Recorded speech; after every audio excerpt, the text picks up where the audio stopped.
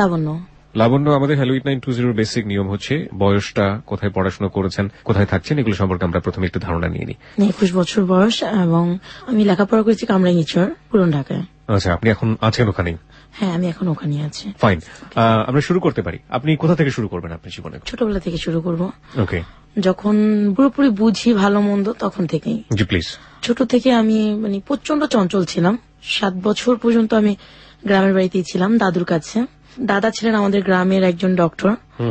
সকালবেলা যখন ঘুম থেকে উঠে দাদা ফার্মেসিতে যাবেন তখন আমাদের দুজনকে নিয়ে যেতেন। আমরা আর একটা ফুফাতো ভাই আছে, দুজনই। আর পুরো ফ্যামিলির মধ্যে আমরা 2টা ছেলে বাচ্চাই ছিলাম। তো আমাদের দুজনকে নিয়ে গিয়ে দেখা যেত যে গ্রামে যখন বনি হতো দোকানে তারপরই নাস্তা খাওয়ানো হতো। আমরা এত দুষ্ট ছিলাম যে গরম চায়ের ভিতর রুটি দিয়ে তারপরে মুখে দিয়ে হা করে থাকতাম দুজনে। কেন? গরম ছিল আর আমরা তো নিজেরা ফু দিব না, দাদা আমাদেরকে ফু দিয়ে দেবে। ওকে। কারণ অনেক আদরের ছিলাম তো, দুজনকে সাইকেলে করে নিয়ে যেত, আবার সাইকেলে করে ঠিক স্কুলে যাওয়ার সময় দিয়ে যেত। আমি খুব চঞ্চল ছিলাম তো, সবার আগে গাছে উঠতাম। ওকে। আমার ফুফাতো ভাইটা আমার থেকে 1 বছরের বড়, ও আমাকে সবসময় মারতো, তুমি আগে কেন গাছে উঠবে, তুমি মেয়ে মানুষ না, তুমি গাছে উঠবে না, আমি গাছে উঠবো। আর আমি গাছে ওঠার সাঁতারে খুব চঞ্চল। তো যখন আমরা স্কুলে পড়তাম, আমার দাদু কখনই আমার মাকে মেনে নিতে পারেনি, কারণ দুজনই চাস্তো ভাই বোন ছিল। আমার দাদু সবসময় মায়ের একটা না একটা দোষ তার ছিল, আর সবচেয়ে বড় কথা আমার বাবা বেকার ছিলেন, তারা পালিয়ে বিয়ে করেছে। ওকে। তো আমাকে আমার নানুদের ফ্যামিলি থেকে কেউই তেমন একটা লাইক করতেন না, যে আমি মনে হতো যে তাদের একটা বোস। আর এট ফার্স্ট মেয়ে হয়েছি সেজন্য আরো বেশি পছন্দ করতেন। আর আমি খুব দাদুর পাগল ছিলাম তো। এমনি দাদু নানুর বাড়ি কি খুব পাশাপাশি ছিল? চাস্তো ভাই বোন তো, পাড়ার ওপর। এই পাড়ার ওপর। ওকে। ওদের কথা থাকতো যে আমি দাদুকে রেখে কেন নানুদের কাছে চলে আসি না। ছোটবেলায় আপনার কোনো নাম ছিল? দুষ্টুমি করার জন্য দেখা যায় না, একটু অন্য ব্যতিক্রম ধর্মে একটা নাম ধরে কিংবা একটা কিছু খেপানোর জন্য। সময় মোটা ছিলাম তো, ছোটবেলাতে খুব মোটা। ওরা সবসময় দুষ্টুমি করে, হয় পাজি বলবে না ভেড়াডস বলবে। ভেড়াডস? ভেড়াডস কি জিনিস? আমাদের গ্রামের একটা কথা যে খুব মোটা হলে তাদেরকে এই নামটা দেওয়া হয়, ভেড়াডস। হ্যাঁ, ভেড়াডস। ওকে। তারপর মায়ের আদরটা খুব কম পেয়েছি আমি। তো অনেকভাবে যন্ত্রণার শিকার হয়েছে আমার আম্মা, আব্বার কাছ থেকে, দাদুর কাছ থেকে। ওইটার আমার বোঝাই না। আমার সবসময় চিন্তা থাকতো আমি কাকে কখন দুষ্টুমি করব। আর ছোটবেলা থেকে চুলগুলো প্রচন্ড লম্বা ছিল, দাদু সবসময় মারতো আর চুলে তেল দিত। দাদু মানে হচ্ছে দাদির কথা বলছেন আপনি? হ্যাঁ, আমি দাদির কথা বলছি। ওকে। তো আমার মাও তেমন একটা আমাকে লাইক করতেন, কারণ আমি দাদুদের প্রচন্ড পাগল। তাদের কথা হচ্ছে নানুর পাগল হবা, সবকিছু পাবা। আমার নানুদের একটু অবস্থা ভালো ছিলেন। আর আমার ছোটবেলা থেকে একটা হিংসা ছিল, আমি মানুষেরটা কেন করবো। তো এক সময় আব্বু আম্মুকে রেখে ঢাকায় চলে আসে। ঢাকায় চলে আসার পরে আম্মুকে প্রচন্ড রকমের অত্যাচার করে, এটা সেটা বলে। আম্মু কারোর সাথে কথা বলে তাকে সন্দেহ করা হয়, বাবার বাড়িতে যেতে দেওয়া হয় না। এরকম করতে করতে আমার আব্বু এখানে এট ফার্স্ট এসে বড় মামার বাসায় উঠছে। কি করতেন জানতাম না। তো একদিন আব্বু গ্রামের বাড়িতে যাওয়ার পরে কি নিয়ে ঝগড়া হয়েছে তাও শিওর না। আমি স্কুলে গিয়েছি। তো আমি স্কুলে যাওয়ার পরে রাস্তাতে যখন আসতেছি তখন দেখি আমার আম্মু আমার ছোট বোনটাকে নিয়ে চলে যাচ্ছে। তখন আপনারা 2 বোন? হ্যাঁ। ওকে। আমি জিজ্ঞাসা করলাম যে আম্মু তুমি কোথায় যাচ্ছ? আম্মু কোনো কথা না বলে বলছে ডাক্তারের কাছে যাচ্ছে। তো যতটুকু আমার মনে আছে, আমাদের মসজিদের বাড়ি, তো বাড়ির ভেতরেই মসজিদ। তো মসজিদের যে হুজুরটা ছিলেন সে আবার আমার মাকে মেয়ে বলতো। তাকে আমি ঘোলা দেখলাম না কি দেখলাম জানি না, তাকে দেখলাম বিল দিয়ে উঠে আসতেছে আর আম্মু রাস্তা দিয়ে যাচ্ছে। তো হয়তো বা আম্মুকে মারধর করেছে, কান্নাকাটি করতে করতে চলে গেছে, বাবার বাড়িতেও যায়নি। সেখান থেকে কোথায় গেছে আম্মু আমি জানি না। খুব সম্ভবত আমার দাদুরা যেটা বলতেন যে ইমাম আম্মুকে দিয়ে আসছে, দিয়ে আসতে পর বিকেলে আবার আসছে আম্মু। ইমাম আম্মুকে দিয়ে আসছে? হ্যাঁ, এই জিনিসটা গ্রাম শুদ্ধ রটে গেল। ইমামটা কি? মসজিদের যে নামাজ পড়েন তাকে ইমাম বলা হয়। ওকে। উনি সম্পর্কে কি ছিলেন আপনার মার? আমাদের বাড়ির হুজুর ছিলেন উনি। উনি হচ্ছেন বাড়ির হুজুর ছিলেন? হুজুর। আর আমার মাকে মেয়ের মতো ভালোবাসতেন আর কি। তো ওনাকে নিয়ে একটা কুৎসা রটনা হলো। ওই আমাকে না আবার প্রশ্ন করা হয়েছে কি তোমার আম্মু কার সাথে গেছে, আমি জানি না। প্রথম থেকে তো আম্মুকে মেয়ে মেয়ে করতেন, তো একটু সন্দেহ ছিল। আমাকে বলতেছে হুজুর আসেনি দুপুরবেলা। হুজুরকে তো আমি দেখছি আসতে, খুব চঞ্চল তো, সত্যি কথাটাই আগে বলতাম। সম্ভবত আম্মু তার সাথে গেছে। আর কোত্থেকে যেন কে বলেছে যে আম্মুকে আর তাকে আমাদের উপজেলার এক মিষ্টির দোকানে দেখছে। এই তো তাদের সন্দেহটা ক্লিয়ার হয়ে গেছে। তারা বলতেছে আম্মু চলে গেছে, কিন্তু আম্মু বিকেলবেলা আবার ফিরে আসছে। আব্বু যখন রাতে ফিরলো সেদিন আর কিছুই বলো না, আম্মুর সাথে খুব চিল্লাচিল্লি হলো। পরের দিনও কিছু হলো না। রাত্রেবেলা দেখা গেছে কি হঠাৎ করি না আম্মু প্রচন্ড কান্না করতেছে পাশের রুমে। তো আমি গেলাম, যা দেখি আমার আব্বু প্রচন্ড মারতেছে আমার আম্মুকে। দেখা গেছে প্রচন্ড মারতেছে, কেউ তাকে ধরে না। তা আম্মুকে মারতে মারতে বের করে দিছে ঘর থেকে। বের করে দেওয়ার পরে এখন আমরা তো পেছনে যাব, দুইটা বোনই। কিন্তু এই ঘটনাটা আমার লাইফে আমি কোনোদিন ভুলবো না আর কি। আমার মাকে যখন বের করে দিল, আমার মা চিৎকার করে, এক গ্রামের মানুষটা এক জায়গায় হয়ে গেল। তো আমার মাকে বের করে দেওয়া হলো, আমাদেরকে দেওয়া হলো না সাথে। তো আমার মা ওখান থেকে মানে এক মামা ছিলেন, আমি নামটা জানি না, আমাদের এলাকারই। তো ওই মামা মাকে নিয়ে নানু বাড়িতে ওঠে। নানু বাড়িতে ওঠার পর নানুর একটা বোরকা, একজোড়া স্যান্ডেল নিয়ে আমার মা শরীয়তপুর কোর্টে উঠে যায়, আমার উকিল নানার কাছে। ওখানে ওঠার পরে না আমার দাদুরা চিন্তা ভাবনা করছে, একবারে তো গেছে তো এখনই ডিভোর্স নিয়ে দেবো। কিন্তু আমরা তো মামা করে প্রচন্ড কান্না করতেছিলাম রাত্রেবেলা। তো পরের দিন আমি মানে স্কুলে গেছি, অনেকে অনেক কথা বলছে, আমার ওগুলো তো সেন্সে ঢুকবেই না, আমি তো দুষ্টুমি করি। আম্মু যে চলে গেছে এই সেন্সটা আমার মাথায় নেই। আমাদের দুইটা বোনকে দেখে আম্মু চলে গেছে। স্কুল থেকে আসছি পর দাদা শুয়ে আছে বিকালবেলা, ফুপিরা বলতেছে তোর আম্মু তো গেছে, আর আসতে হবে না, তোর আম্মু চলে গেছে, যাক তোরা আমাদের কাছে থাকবি। তা আমি বলছি হ্যাঁ থাকবো, যদি তোমরা আম্মুর মতো বকা না দাও। তো ওই 99 এই ঘটনাগুলো। তো এক সপ্তাহ পরে ওখানে গিয়ে আম্মুর একটা লোকের সাথে পরিচয় হয়, শাহজাহান খন্দকার, সুপ্রিম কোর্টের সম্ভবত মুহিরি না কি ছিল আমি জানি না। ওনার সাথে পরিচয় হয়, ধর্মের ভাই ডাকে তাকে। তো আব্বু যখন মানে আম্মুকে আনতে গেছে, আম্মু তাকে বললো তুমি তোমার হাজবেন্ডের সাথে চলে যাও, আর কোন কে আনতে গেছে তাকে? আমার আব্বু আনতে গেছে তাকে। আচ্ছা, কে বলছে চলে যাওয়ার কথা? ধর্মের ভাই শাহজাহান খন্দকার, উনি।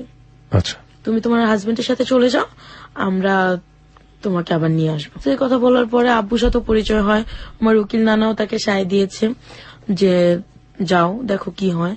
এই কথা বলার পরে আম্মু তো আসছে আব্বুর সাথে। আম্মু যখন আব্বুর সাথে চলে আসেন দাদা বাড়িতে, তখন আমরা দুই বোন দাদুর কাছে। উনি রাজি হলেন আসতে? উনি রাজি হয়েছে, কারণ আমার আব্বু কখনোই চাননি যে আমার আম্মু তাকে ছেড়ে চলে যাক, যেহেতু তাদের লাভ মেরেছে।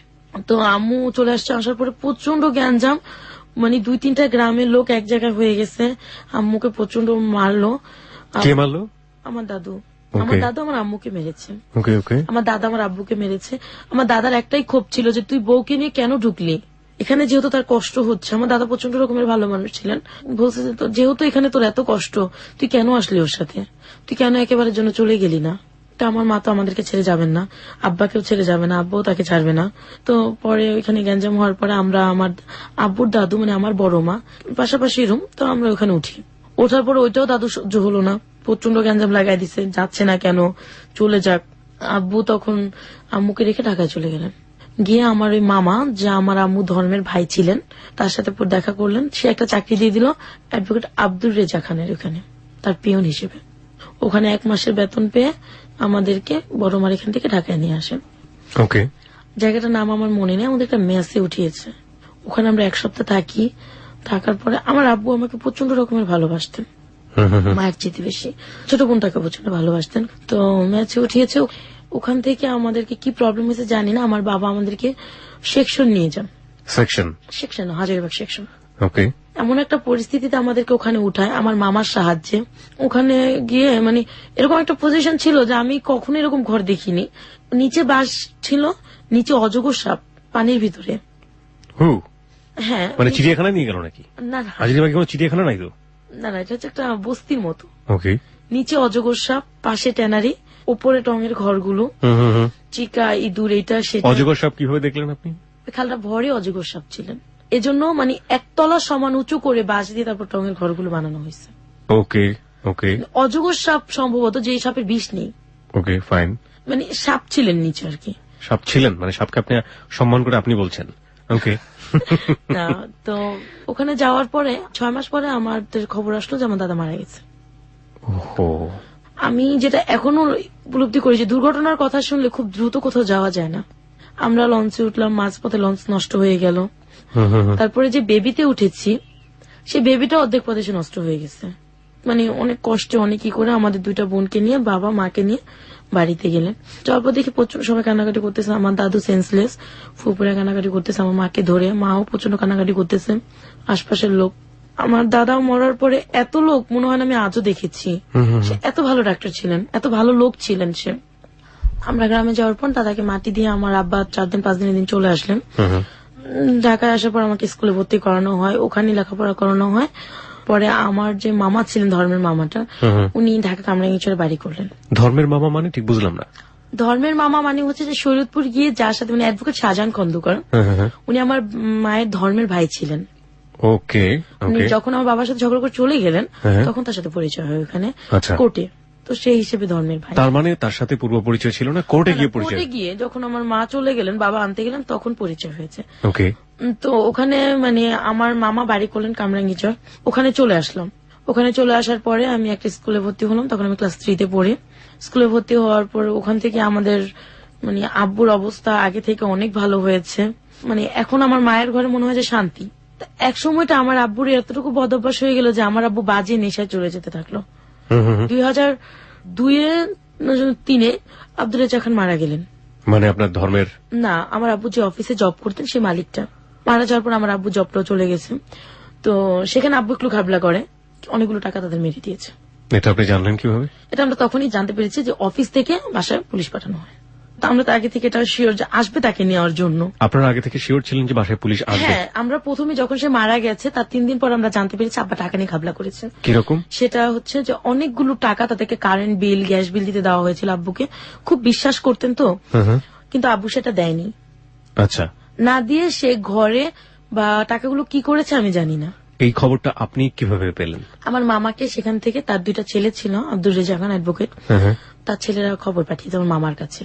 আপনার ধর্মের মামার কাছে? ধর্মের মামার কাছে খবর। ওই মামার বাড়িতে কি আপনারা থাকতেন? আমরা ওই মামার বাড়িতেই থাকতাম। তো ওনাকে ধরে নিয়ে যাবে, তো মামা অনেক কষ্ট করে অনেক কিছু করে এটা কন্ট্রোল করলেন। পুলিশ চলে গেলেন, তাকে আর নেওয়া হলো না। কি পরিমাণ টাকা আইডিয়া ছিল? প্রায় 60,000 টাকার মতো। 60,000 টাকার মতো? পুলিশ আসলো বাসায়? তারপর? পুলিশ আসার পরে মামা পুলিশদেরকে বুঝালেন, তারপর ওই অফিসে ফোন দিলেন, তাদেরকে বোঝালেন যে এটা আমরা দিয়ে দেবো। আমি যে মামা আবার একটা তাদের কাছ থেকে একটা অনেক মানে বেশি পরিমাণ হয়তো টাকাটা পেতেন একটা চেকে, বলছে আমার এই চেকটা থেকে কেটে রাখবেন। তো সে আমাদের জন্য অনেক স্যাক্রিফাইস করেছেন। তো আমাদেরকে এখানে মানে কামরাঙ্গীচর নিয়ে ক্লাস 3-তে ভর্তি করে দেওয়া হলো। 3 গেল, 4 গেল, ক্লাস 5-এ যখন পড়ি তখন আমি দেখতে শুনতে বেশ বড় হয়ে গেছি। ওকে। স্বাস্থ্য ভালো, মানে আমি বেশ বড় হয়ে গেছি। বড় হয়ে যাওয়ার পর সবারই চোখে পড়ে আমাকে। তখন থেকে একটা বিয়ের প্রপোজাল আসলো, আসতে থাকে। তো আমার বাবা রাজি না, ছোট মেয়ে কি বিয়ে দেবো কি। তো একদিন আমি মানে ঘরে যখন মানে বসে আছি বা টিভি দেখতেছি, মা নেই, মা হচ্ছে মামির কাছে, আমার এই ধর্মের যে মামা তার ওয়াইফের কাছে। আমার ধর্মের মামার 2টা মেয়ে, একটা ছেলে, ওকে, সবাই প্রাপ্তবয়স্ক। তো আমার মামা একদিন হঠাৎ করে এসে আমার পাশে বসে আমাকে ধরে বলতেছে, মামনি তুমি কি করো। মানে তার চাওয়ার ভঙ্গিমাটা আর আমাকে ধরার ভঙ্গিমাটা একটু অন্যরকম ছিলেন। প্রিয় শ্রোতা, আমরা এই জায়গাটায় একটা ছোট্ট বিরতি নিতে চাই, মাত্র 3 মিনিটের বিজ্ঞাপন বিরতি। আমরা শুনছি লাবণ্যর জীবনের গল্প। লাবণ্যের জীবনের গল্পটা আসলে রবীন্দ্রনাথের শেষের কবিতা রমিত এবং লাবণ্যের জীবনের গল্প নয়, আপনারা বুঝতে পারছেন। কিন্তু একটা বিষয় নিশ্চিতভাবে আছে, সেটা হচ্ছে এই গল্প থেকে যদি আপনি কিছু শিখতে চান, সেই শেখার জায়গাটি নিশ্চয়ই আছে। লাবণ্যকে যদি আপনি দেখতে চান এবং একই সাথে তাকে যদি কোনো প্রশ্ন থাকে, কোনো কোয়ারি থাকে, আপনি করতে পারবেন, যেগুলো আমরা অনুষ্ঠানের শেষের দিকে গিয়ে তাকে প্রশ্নগুলো করব, যে প্রশ্নগুলো আপনি এখন ফেসবুকে লিখছেন। ওকে লাবণ্য, তারপর কি হলো? আমার মামা আমার রুমে এসে যখন আমাকে ধরলেন, এটা আমার কাছে ভালো লাগেনি। আগের আদরটা আর ওই দিনের আদরটা আমার কাছে মানে অস্বাভাবিক লেগেছে। Okay fine. তো আমি ওখান থেকে উঠে চলে আসার পর আমি মায়ের কাছে চলে গেছি, উনি আবার আমাকে ডাক দিচ্ছেন, তা আমি যাইনি। 2-1 দিন পরে সে আবারও ঠিক একই রকমের ব্যবহার আমার সাথে করছে। কি বলবো এখন, মামা বাবার সমান, কিছু বলতে পারতেছি না। আমার মতো করে আমি প্রায় মাস 3 ওনাকে এভাবে এড়িয়ে গেছি। আপনি তো বুঝতে পারছিলেন যে আচরণটা অস্বাভাবিক একটা আচরণ, যেটা আপনাকে মানসিকভাবে পীড়া দিচ্ছে। আপনি কারোর সাথে শেয়ার করেননি ব্যাপারটা? শেয়ার করার মতো আমি তখন এরকমটাই করিনি যে মামা মানে আমার সাথে এরকম করতে। আমি ভাবতে পারি হয়তো বা মাঝে এরকম করেছে, আমি একটু বললে মামা হয়তো শুধরে যাবে। আপনি বলেছেন মামাকে 3 মাসের মধ্যে, মামা আপনি এরকম কেন করেন, আপনি একটু ভদ্রভাবে আচরণ করেন, বা বেশি কিছু বলতে পারতাম না। তো ওটা বললে উনি কি বলতো? কি এইটা কোনো ব্যাপার না, তুই তার আমার রক্তের না। তো তখন আমি কথাটা এরকম ভাবে বুঝতাম না। ক্লাস 5-এ ফাইনাল পরীক্ষা দিচ্ছি। ফাইনাল পরীক্ষা দেওয়ার পর আমি বেশ কিছুদিন ছুটিতে ছিলাম, তো আমরা গ্রামের বাড়িতে বেড়াতে গেছি। আমি এখানে একটু ফিরে আসলাম। জি, ফিরে আসবেন নিশ্চয়ই, আপনার জীবনের গল্পে আমি যাব। তবে তার আগে বারবারই বলি, হ্যালো 8920-তে চাইল্ড সেক্সুয়াল অ্যাবিউজ বলে একটা ব্যাপার আছে, আপনারা নিশ্চয়ই জানেন। এগুলোর স্ট্যাটিস্টিক্স যদি আপনি দেখেন, সেগুলো রীতিমতো ভয়াবহ। হিউজ অ্যামাউন্ট অফ পার্সেন্টেজ এই ধরনের হ্যারাসমেন্টের শিকার হয়। বিশেষ করে শিশু যারা আছে তাদের ব্যাপারে সতর্ক থাকুন, এবং একই সাথে যারা শৈশবটা তো পার হয়ে এসছে, তারপরও আমি মনে করি যে যদি কখনো বন্ধুর দ্বারা হোক বা কখনো এরকম কোনো বড় মানুষের দ্বারা হোক বা যে কোনো ভাবেই হোক যেটা অস্বাভাবিক আচরণ মনে হবে সেগুলো এসে পরিবারের অভিভাবক যারা রয়েছেন তাদের কাছে খুব সুন্দর করে বলে দেয়া, এবং এগুলো যে মানসিকভাবে কতটা বিকারগ্রস্ত করতে পারে পরবর্তীতে পার্সোনালিটি বিকাশে, এটার অনেক এক্সাম্পল কিন্তু দুনিয়াতে আছে। আমার মনে হয় প্লিজ আপনারা এই ব্যাপারটাতে সচেতন থাকবেন। ওকে, তো আমরা গ্রাম থেকে যখন ফিরে আসলাম, তো আইসা দেখি তার বাসায় একটা কাজের মেয়ে আছে, রুমা নামের একটা মেয়ে। ওর সাথে আমার খুব ভালো ফ্রেন্ডশিপ হয়ে গেল। তো ও মামাকে পছন্দ করতেন না, ও আমার বয়সী ছিলেন। মামাও দেখি যে তার মানে আচরণটা খুব ভয়াবহ হতে যাচ্ছে আপনার প্রতি, আমার প্রতি, এন্ড একই আচরণ আমি রুমার প্রতি দেখলাম আমার সামনে। তো তখন আমি আমার মাকে বললাম, মা, মামা জানে কেমন কেমন করে। শোন, তুই তার মেয়ে আর সে আমার ভাই, সো তাকে তুই এরকম চোখে দেখবি কেন? আমি বলছি, মা, এটা কোনো কথা না, আমি কিরকম চোখে দেখছি, সে রুমার সাথেও করে। তো বলতেছে, শোন, রুমা খারাপ, ও একটা কাজের মোর সাথে কেন মিশবি? এই কথাটা বলে মা আমাকে স্টপ করে। যেহেতু মার কাছে আমি চান্স পাইনি, আর বাবাকে তো প্রচন্ড ভয় পাই, বাবাকে তো বলা সম্ভবই না। তো হঠাৎ করে আমার আম্মা অসুস্থ হয়ে পড়লেন। তো আমার আব্বা তখন নতুন চাকরি পেল একটা হাউজিং কোম্পানিতে। তো প্রথম মাসে সে 1 রুম ছেড়ে 2 রুমে উঠলেন, তারপর টিভি কিনতেছে। মানে আব্বার অবস্থা খুবই ভালো হচ্ছে। আর ছোটবেলা থেকে আমরা কোনো টিচার দিয়ে পড়িনি, ওই মামার 2টা মেয়ে ছিলেন, ওদের কাছেই লেখাপড়া করতাম।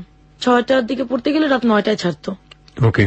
তো ওই টাইমে দেখা যায় কারেন্ট যাক আর যাই যাক, ওরা আমাদেরকে 2 বোনটাকে রেখে ওরা অন্য রুমে গিয়ে বসে থাকতো। আমি যখন ক্লাস 6-এ পড়তেছি, আম্মা অসুস্থ হয়ে যাওয়ার পরে আমার কাজিনটাকে দেখলাম যে ও আমাকে ডাক দেয় বা ও আমার দিকে তাকায়, ও আমাকে নিয়ে ঘুরতে যাবে, এটা কখনো করে নাই। আম্মা অসুস্থ হয়ে যাওয়ার পর থেকে, আম্মা যখন হসপিটালে 15 দিন ছিলেন, তখন থেকে ওই কাজটা করতেছে। কাজিন বলতে আমার মামার বড় ছেলেটা, কি নাম ছিল? ওর বয়স ছিল 25, নাম হচ্ছে শাহিন। ওকে। সে মোর বাবার ক্যাটাগরি, বাবা যা করেছে ও তাই করতেছে।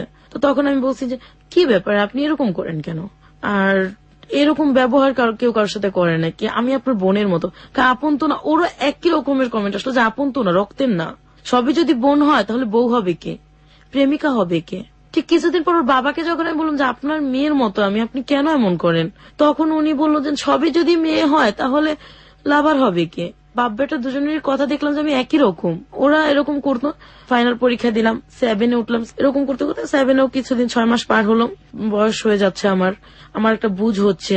মামার কথা যেহেতু বলে আমি মার কাছে কোনো কিছু করতে পারিনি, তখন ভাইয়ারটা আমি বললাম।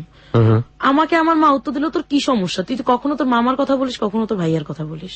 তখনই আমার মা মানে টিভি ভালো হয়ে গেলেন, আমার প্রেগনেন্ট। টিভি ভালো হয়ে গেল মানে আপনার আমার টিভি হয়েছিল? হ্যাঁ, টিভি হয়েছিল। ওকে।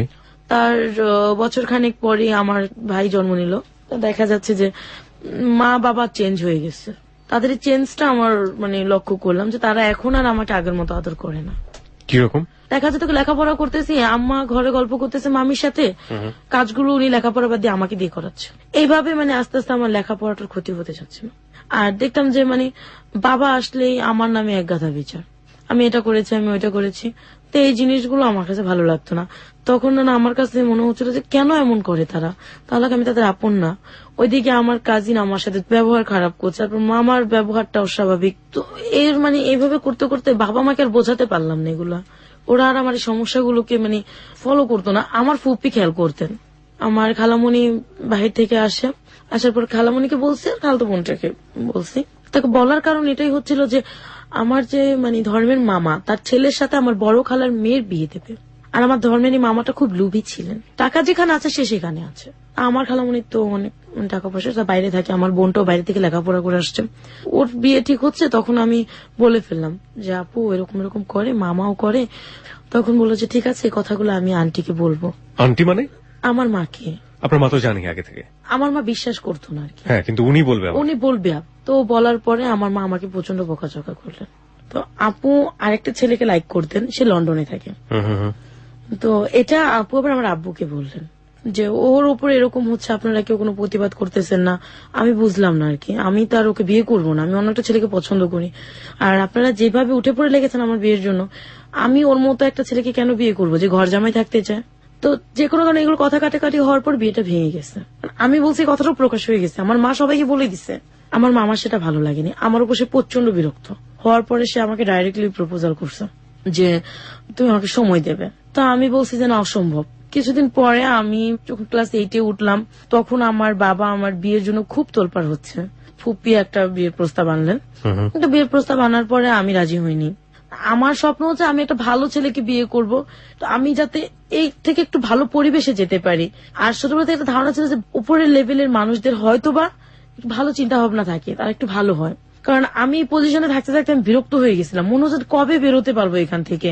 তো বিয়ের প্রস্তাব আনার পরে আমার বাবা মা দুজনে বিয়েতে রাজি হয়ে গেলেন। ছেলে কি করতো?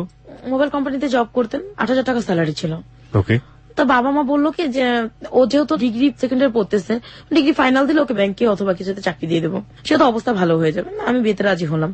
বিয়ের দিন রাত্রে যখন ওরা কাবিন করবে, তো শুনলাম যে যৌতুক নাকি তারা 2 লাখ টাকা যৌতুক চাচ্ছে। এটা নাকি তাদের গ্রামের প্রথা আছে যে দিতেই হবে। আমার বাবা কোনো মতে রাজি হননি। তারপরে অনেক ঘটমটর করে রাত 11টার দিকে ঠিক হলো যে না ঠিক আছে, ওরা কোনো যৌতুক নেবে না, বিয়েটা হবে। বিয়েটা হওয়ার পরে আমার হাজবেন্ড যেটা করলেন, প্রথম রাতে যখন আমাদেরকে রুমে দেওয়া হয় তখন সে আমার সাথে প্রচন্ড ঘটমট করতেছে যে তোমার ফুপি বললো 2 লাখ টাকা দেবে, এখন না দেখ বিয়ের পর দেবে, তোমার বাবা মা কিছুতে রাজি হলেন না, এটা কেন হলো? আমার প্রচন্ড কষ্ট হলো। আমি জানি বিয়ের রাত্রটা খুব সুন্দর হয়, ভালো হয়, তো তার একটা ভালো ছেলের সাথে আমার বিয়ে হয়েছে। তো বিয়ের পরের দিন যথারীতি সে আমার সাথে প্রচন্ড রাগ, কথা বলে না। তৃতীয় দিনে একই অবস্থা গেল। চতুর্থ দিনও সে মানে বিভিন্ন মেয়েদের কথা আমার কাছে বলে, কাকে ভালোবাসতেন, কোথায় যেতেন, সবকিছু বলতেন। আর এই জিনিসগুলো আমার কাছে ভালো লাগতো না।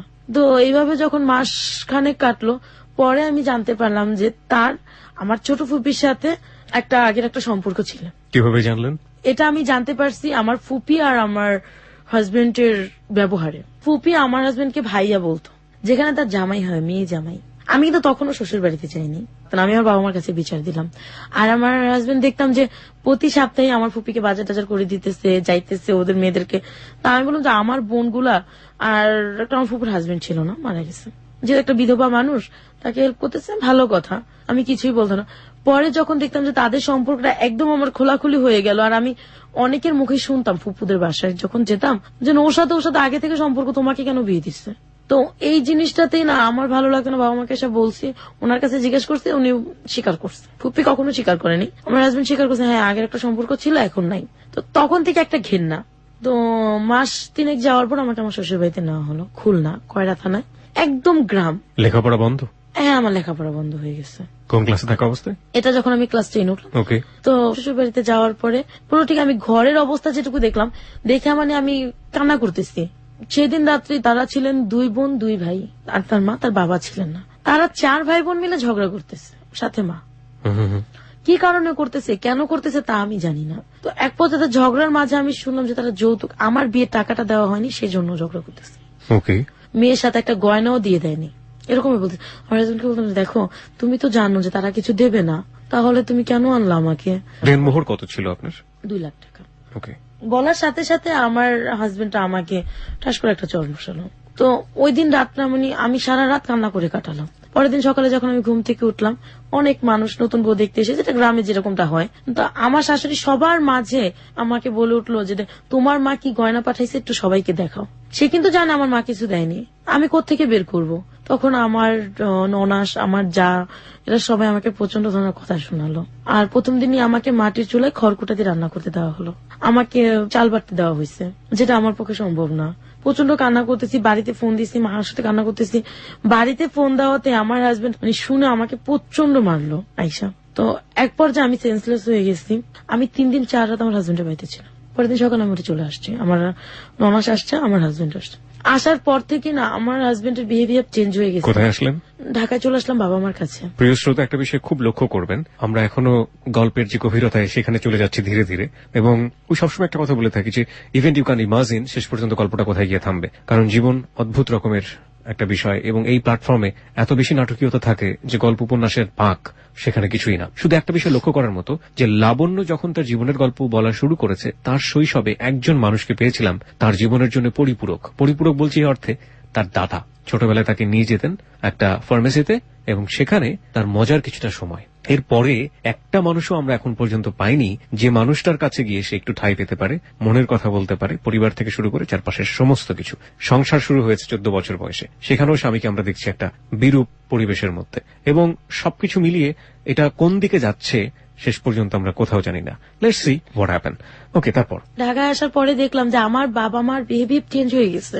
আমার হাজবেন্ডও না এরকম হয়ে গেছে, সে আর তার বোনের কাছে ফিরে যেতে চায় না। টোটালি বলতে গেলে একজন ঘর জামাই। আলটিমেটলি কি আপনার হাজবেন্ড বোনের বাড়িতে থাকতো? হ্যাঁ, বোন আর সে একসাথে ঢাকায় ভাড়া থাকতেন আর কি। ওকে। তো আমি এসে বাবা মার বিহেভিয়ার চেঞ্জ দেখে আমি বাবা মাকে বললাম, বাবা মা আমি বলছি, আম্মা আমি আর ওখানে থাকতে পারবো না। তো আমার মা আমাকে প্রশ্ন করলেন যে কি হয়েছে। আমি বলছি, কিছুই হয়নি।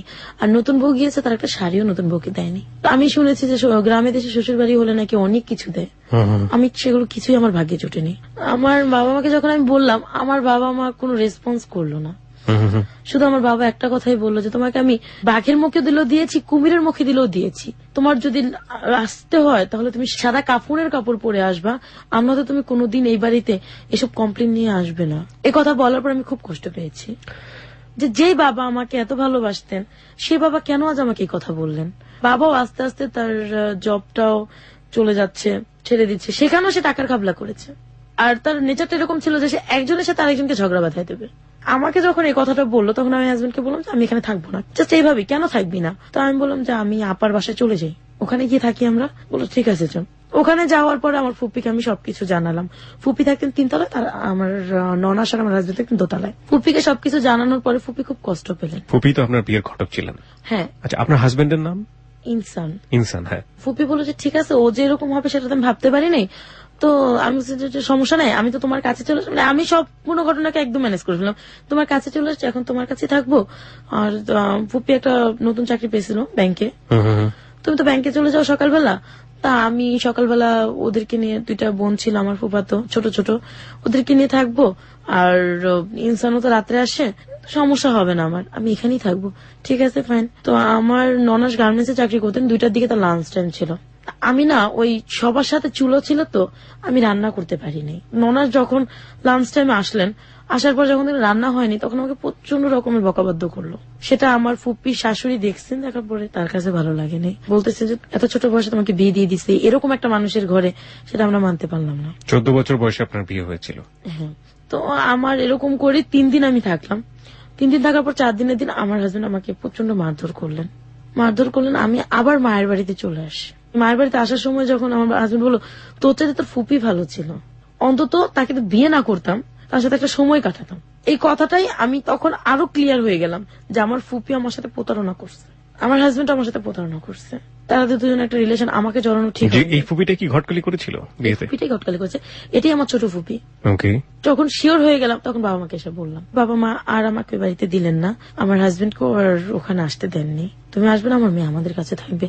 আর 1 সপ্তাহ পরে ফিরে দেখলাম যে বাবার অবস্থা আরো করুণ হয়ে যাচ্ছে, যে সে জুয়া খেলে। কিভাবে বুঝলেন? আমি যে রুমটাতে থাকতাম সেই রুমটাতে সে লোকজন নিয়ে টাকা নিয়ে দিয়ে তাস খেলতেন, যে টাকা দিয়ে রুমটাতে আপনি খেলা থাকতেন। ওকে। আমার কাছে খুব কষ্ট লাগলো। কষ্ট লাগার পর আমার হাজবেন্ড দিয়ে যে গেছে, সে আর আমার খোঁজ খবর নেয়নি। এরকম করতে করতে আমাদের 6টা মাস কিন্তু কেটে গেছে বিয়ে। এই 6 মাসে সে একটা সুতা পরিমাণ জিনিস আমাকে দেয়নি। সে চলে যাওয়ার পরে দেখলাম যে বাবা জুয়া খেলতে খেলতে যা পুঁজি ছিল জমানো সবকিছু সে শেষ করে দিছে। আমার মামা এখন আমাদেরকে রাখবেন না, বের করে দেওয়ার পরে আমরা চলে আসলাম। ওখান থেকে একটু দূরে আসলাম, একই জায়গায় কামরা। তখন আপনি ফ্যামিলির সাথে? আমি তখন ফ্যামিলির সাথে হাজবেন্ডের ঘর ছেড়ে চলে আসছি। সহ্য করার মতো ক্ষমতা আমার ছিল না। তারপর আমরা যে বাসাতে যাই, ওইখানে যাওয়ার পর সে আরো নিঃস্ব হয়ে গেছে। বাবার মানে পুরোপুরি নিঃস্ব হয়ে গেছে, নুন আনতে পান্তা ফুলে যেরকম ওইরকম একটা অবস্থা হয়ে গেছে। সে আমাদের মুখে ভাত জোটার মতো কিছু নেই। ওইদিকে আমার হাজবেন্ড এসে ঘাড়ে জুটছে। মানে 1 সপ্তাহ থাকার পর আমি এমন ঝগড়া লাগিয়ে দিল আমাদের মধ্যে, সে আমাকে প্রচন্ড মারধর করলো। আপনার বাড়িতে বসে মারধর করলো? হ্যাঁ, আমার বাড়িতে, আমার বাবা মার বাড়িতেই মারধর করার পরে আমি অসুস্থ হয়ে পড়লাম। অসুস্থ হয়ে পড়ার পর আমি যখন হসপিটালে গেছি চিকিৎসার জন্য, সে আমাকে হসপিটালে নিয়ে যায়। চিকিৎসা করার জন্য গেছি, সেখানে আমাকে জানানো হলো আমি প্রেগনেন্ট। প্রিয় শ্রোতা, আমরা ছোট্ট একটা বিরতি নিচ্ছি এই পর্যায়ে। জীবনটা আসলে এরকমই, ঢেউ আছে নাকি নেই, জীবন তার নিজস্ব গতিতেই যাবে। আমরা ফিরে আসছি সংবাদের পর, ঠিক রাত 12:06 যে জায়গাটিতে আপনি ছিলেন, যে অমানবিক অত্যাচার চলছে, এরই মধ্যে আপনি মা হওয়ার সম্ভাবনা দেখা দিয়েছে। প্রচন্ড মারধর করার পরে তারপর আমি অসুস্থ হয়ে যাই, ডক্টর কাছে নিয়ে যায় আমার হাজবেন্ড। রিপোর্ট আসলো যে আমি প্রেগনেন্ট। আচ্ছা আচ্ছা। তো ওই রিপোর্টটা পরের দিন আমি আনতে গিয়েছিলাম। আমি এনে আমার ছোট কাকিমাকে দেখিয়েছি। ছোট কাকিমা বললো যে এটা তো খুশির খবর, তুমি একটা কাজ করো, তোমার হাজবেন্ডকে দাও, তোমার বাবা মাকে দাও। তা আমি আবার বাবা মাকে দেওয়ার আগে আমি আমার হাজবেন্ডকে দিয়েছি।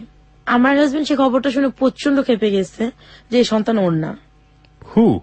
ও কেন জানি বলতেছে এই সন্তান ওর না। তখন আমি বললাম যে দেখো, আমার বিয়ের আগে কারোর সাথে কোনো রিলেশন ছিল না, বা বিয়ের পরবর্তী থেকে আমার কারোর সাথে কোনো রিলেশন নেই। রিপোর্টে সাফ দেওয়া আছে আমি 1.5 মাসে প্রেগনেন্ট। তাহলে তুমি কেন এরকম বলছো?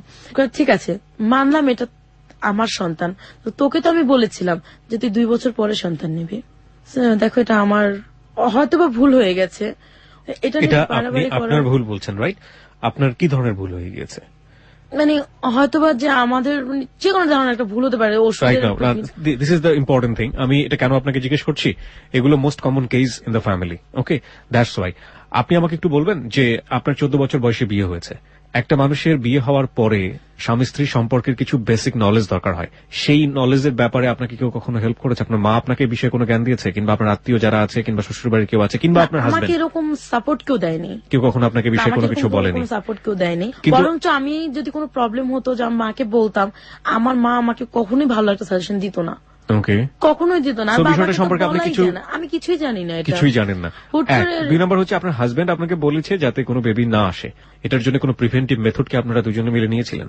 হ্যাঁ, আমাকে এটার জন্য ব্যবস্থা নেওয়া হয়েছিল যে আচ্ছা। আমার হয়তোবা কোথাও আমি একটু মন ভোলা ছিলাম। হ্যাঁ, হ্যাঁ। বিয়ের পর আমার দুষ্টুমিটা কিছুটা হলো রয়ে গেছে, ওকে, মনে থাকতো না আমার এটা। ওকে। আমি ভাবতাম যে হয়তোবা ওখান থেকে কোনো প্রবলেম হয়ে গেছে। হুম, হুম, হুম।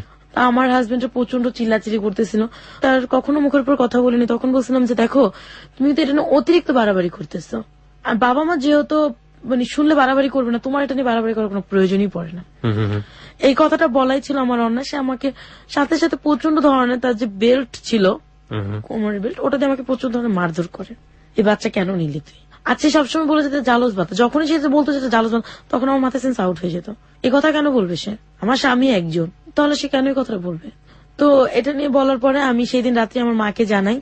জানার পর মাকে বললাম যে মা এরকম বলছো, ও তো এমনিতেই খারাপ। এরপর আর আমাকে সে কোনো কমেন্ট করে নাই যে কি করবো। পরের মানে দিন জামাইকে সকালে- বলছে যে ও তো এমনিতেই খারাপ। হ্যাঁ, ও তো এমনিতেই খারাপ, তো কমেন্ট করে না। আমিও পরের দিন সকালবেলা ভালো মতো, ও অফিস চলে গেছে, রাত্রে ফিরেও দেখে যে আমি বাসায় না, পাশের রুমে ছিল, প্রতিবেশীর ঘরে। ও ভাবছে আমি যেন কোথায় গেছি। তো মাও দেখে নেই যে আমি প্রতিবেশীর ঘরে। তো ও আয়সা কি বলছে আমি জানি না, আমার বাবার কাছে, বাবাকে দোকান থেকে ডেকে নিয়ে আসছে, জানি না কি বলছে। বাবা প্রচন্ড ধরনের মারধর করছে এসে আমাকে, আমি কেন ভুল করলাম এসে। তখন আমার নিজের কাছে একটু লজ্জা লাগলো যে আমি প্রেগনেন্ট, বাবা বলছে ভুল করতেছি, কেন বলতেছি এই কথাটা। তো পরে আমি আর কোনো কথা বললাম না। তো প্রচন্ড মারধর করার পরে আমার বাবা আমার তলপেটে একটা লাথি মেরেছে। তখন আমি প্রচন্ড ধরনের একদম অসুস্থ হয়ে পড়ে মায়ের ওপর পড়তে যাওয়ার সময় মা সরে গেছে। মা সরে যাওয়ার পর আমি যে লোহার যে সোফা থাকে, সোফার উপর পড়ে গেছি।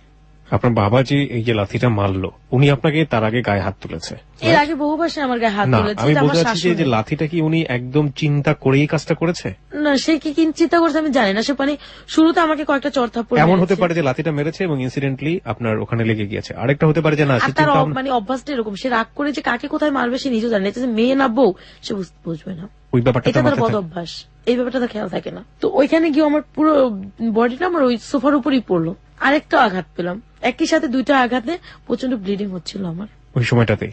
ওই সময়টাতে। আমার মা ওটা কোনো খেয়াল করে নাই, আমার মা চলে গেছে আমাকে রেখে। আমার ছোট কাকি, মেজো কাকি খেয়াল করছে। যখন খেয়াল করছে তখন তারা আমাকে নিয়ে স্বাস্থ্য কেন্দ্র থাকে যেটা, আমার বাবা কোনো টাকা দেয়নি, হাজবেন্ডও কোনো টাকা দেয়নি, তারা আমাকে ওখানে নিয়ে ভর্তি করালো। ভর্তি করানোর পরে ওখান থেকে আসলো যে আমার বাচ্চাটা নষ্ট হয়ে গেছে। যখন আমি শুনলাম যে আমার বাচ্চাটা নষ্ট হয়ে গেছে, তখন আমার দুনিয়া যেন কিছু বুঝি না, তারপরে যেন আমার মনে হলো যে জীবন থেকে কি যেন চলে গেল। প্রায় 1 সপ্তাহের মতো আমার কোনো হুঁশ জ্ঞান নেই। কিন্তু আমার হাজবেন্ডের এতে কোনো রেসপন্স হয়নি যে না আমার বাচ্চাটা নষ্ট হয়ে গেছে, ও কষ্ট পেয়েছে, ওকে একটু সান্ত্বনা দেওয়া দরকার, বাবা মার একটু সান্ত্বনা দেওয়া দরকার। কারো কোনো রেসপন্স ছিল না। তো এভাবে আমার মাসখানেক চলে যাওয়ার পরে আমার ফ্যামিলিতে আবার আমার হাজবেন্ড গ্যাঞ্জাম লাগাই দিল। তো আমার ছোট ফুপি সবকিছু জানতে পারলো। আর ছোট ফুপির প্রতি আমার প্রচন্ড ঘৃণা যে কেন সে এমন করলো। তখন প্রতিশোধের জন্য আমি বলছি না, আমি ছোট ফুপি যার সাথে কথা বলে, যার সাথে প্রেম করে, আমি তার সাথে প্রেম করবো। বলার পরে আমি আর এরকম কিছু করলাম না। মাথায় ছিল এটা, আমার ছোট কাকিকে নিয়ে আমি প্ল্যানটা করছি। কি প্ল্যান ছিল? সে যার সাথে কথা বলে, আমার ছোট ফুপির হাজবেন্ড ছিল না, সে একটা ছেলের সাথে প্রেম করতো, ছোট বুফি। ছোট ফুপি। আর সে ছেলেটা অনেক টাকা পয়সা দিয়ে তাকে হেল্প করতো। তখন বললাম যে ও যার সাথে প্রেম করছে সে যেরকমই হোক না কেন আমি তার সাথে প্রেম করব। এটা কেন? আপনার প্রতিশোধ নেওয়ার জন্য? সে কেন আমার জীবনটা নষ্ট করে দিল? কেন আমার এতটুকু বয়সে আমি একটা বেবি হারাইছি? এরকম করার পরে আমার হাজবেন্ডের কোনো কারণে একটা ঝগড়া লেগে ও আমাকে ছেড়ে চলে গেছে। ও আর আমাকে ফোন দেয় না, আমার সাথে কোনো যোগাযোগ করে না, খোঁজ খবর নেয় না। বাবা মাও হেলা হেলা করে। আমি ঘরে সম্পূর্ণ কাজ টাজ করলো, আমার মায়ের চোখে কোনো ধরা পড়ে না। আমার মা বলে আমি আজ বেকার খাচ্ছি, এটা সেটা, মানে অনেক কিছু বলার পরে আমি এগুলো সহ্য করতে পারি না। তো আমি কি করবো, আমি একটা স্কুলে জব নিলাম, আবার ওপেনিং এ ভর্তি হই। ওপেন ইউনিভার্সিটি জন্য ওপেনিং ইউনিভার্সিটিতে আমি ভর্তি হয়েছি। ওই স্কুলে জব করে খাচ্ছি, আমার হাজবেন্ড আসতেছে, আমি তাকে কোনো কথা বলি না। মানে আমার খালামণিও ফোন দিয়ে বলছে তাকে ছেড়ে দাও। তো ওই যে একটা ভূত মাথায় ঢুকছে, তাকে ছেড়ে দেবো, সে আমার বাচ্চাটাকে জালস বলছে। ওইদিকে আমার ফুপির ওই লাভারের সাথে আমি প্রেম করবো। স্কুলে জব নেওয়ার পরে আমার ফুপি একদিন আমার বাড়িতে বেড়াতে আসে। ফুপিকে আমি বুঝতে দিই না, তার প্রতি আমার রাগ ঘেন্না। ফুপিকে খুব সুন্দর করে কথাটা বলে, এই ফুপি কথা বলতে, ফুপি কার সাথে কথা বলো, বললে আমার বন্ধুর সাথে আমি একটু কথা বলবো। তো কথা বলার পর কণ্ঠটা সুন্দর, এটা ভেবে আমার মোবাইল থেকে তাকে আমি ফোন দিয়ে আমি পরিচয় দিলাম। ফার্স্টে তাকে আঙ্কেল বলতাম। তো তার সাথে মানে কথা বলতে বলতে দেখা যায় আমার হাজবেন্ড আর আমার কাছে আসে না, আত্মীয় স্বজন কেমন জানি দূরে দূরে চলে যাচ্ছে, আমার ফুপিও দূরে দূরে চলে যাচ্ছে। তার সাথে কথা বলতেছি, কথা বলতে বলতে আমি এমন একটা পজিশন করছি যে ওই ছেলেটার নাম ছিল রাশেদের সাথে আমার ফুপির কোনো রিলেশন নেই। এখন রাশেদ আমাকে ছাড়া কিচ্ছু বোঝে না। তো 6 মাস চলে গেল, আমার ম্যাট্রিকের 1 বছরের কোর্সটাও শেষ হয়ে গেল, 10-এ পড়তেছি। তো বাবা আমাকে বলতেছে এইভাবে যদি তুমি কাজ করো তাহলে তো আমাদের হচ্ছে না, তুমি কিছু একটা করো। সে কিছু করবে না, আমাকে কিছু একটা করতে বলছে। না আমি বলছি আব্বু আমি কি করবো, তুমি চাকরি করো। আমি বিভিন্ন জায়গায় চাকরি খুঁজি, আমি তো লেখাপড়া জানি না, ম্যাট্রিক পাস করিনি, কে আমাকে চাকরি দেবে? একমাত্র গার্মেন্টস। আইসা বললাম আব্বু একমাত্র গার্মেন্টস আছে, বাবা সেটা করতে দেবে না আমাকে। আপনি তো স্কুলে জব করতেন, মানে ওটাতে বেতন হচ্ছে না, ওখানে 1200 টাকা বেতন পেতাম। সেজন্য আমি ভালো একটা চাকরি খুঁজতে গিয়েছিলাম। বিভিন্ন লোকের কাছে বিভিন্ন রকমের হ্যারাসমেন্ট হয়েছে আমি। কেউ আমাকে মানে বিভিন্ন নোংরা প্রস্তাব দিয়েছে, কেউ বন্ধুত্ব করতে চেয়েছে, কেউ বলেছে চাকরি দেবো বিনিময়ে সময় দিতে হবে। পরে আমার হাজবেন্ড ওইদিকে আমাকে ফোন দিতেছে, বিরক্ত করতেছে। শেষে আমি গ্রামের আমাদের যে গ্রাম সরকার থাকে তার কাছে আমি বিচার জানিয়েছি, যেরকম আমাকে মারধর করে চলে গেছে, আমার বাচ্চাটা নষ্ট হয়ে গেছে, আমি ওর ঘর করব না।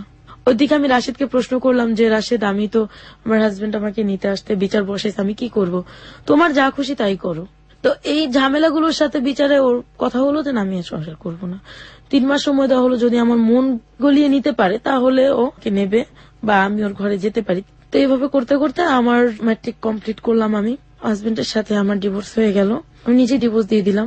আমিও মানে প্রচন্ড ভালোবেসে ফেলছি রাশেদকে, ওকে ছাড়া এখন আমি কিছুই বুঝি না। রাশেদ আলটিমেটলি আপনার ফুপির লাভার ছিল। সে ফুপিকে ভুলে গেছে, সে আমাকে ছাড়া কিছু বোঝে না, আমি তাকে ছাড়া কিছু বুঝি না। ফুপি এই জিনিসটা আন্দাজ করতে পারছে। তারপরে ফুপিদের সাথে আমাদের সাথে প্রচন্ড একটা গ্যাঞ্জাম হয়, ফুপি আমাদের যোগাযোগ করে না, আমরাও ফুপির সাথে যোগাযোগ করি না।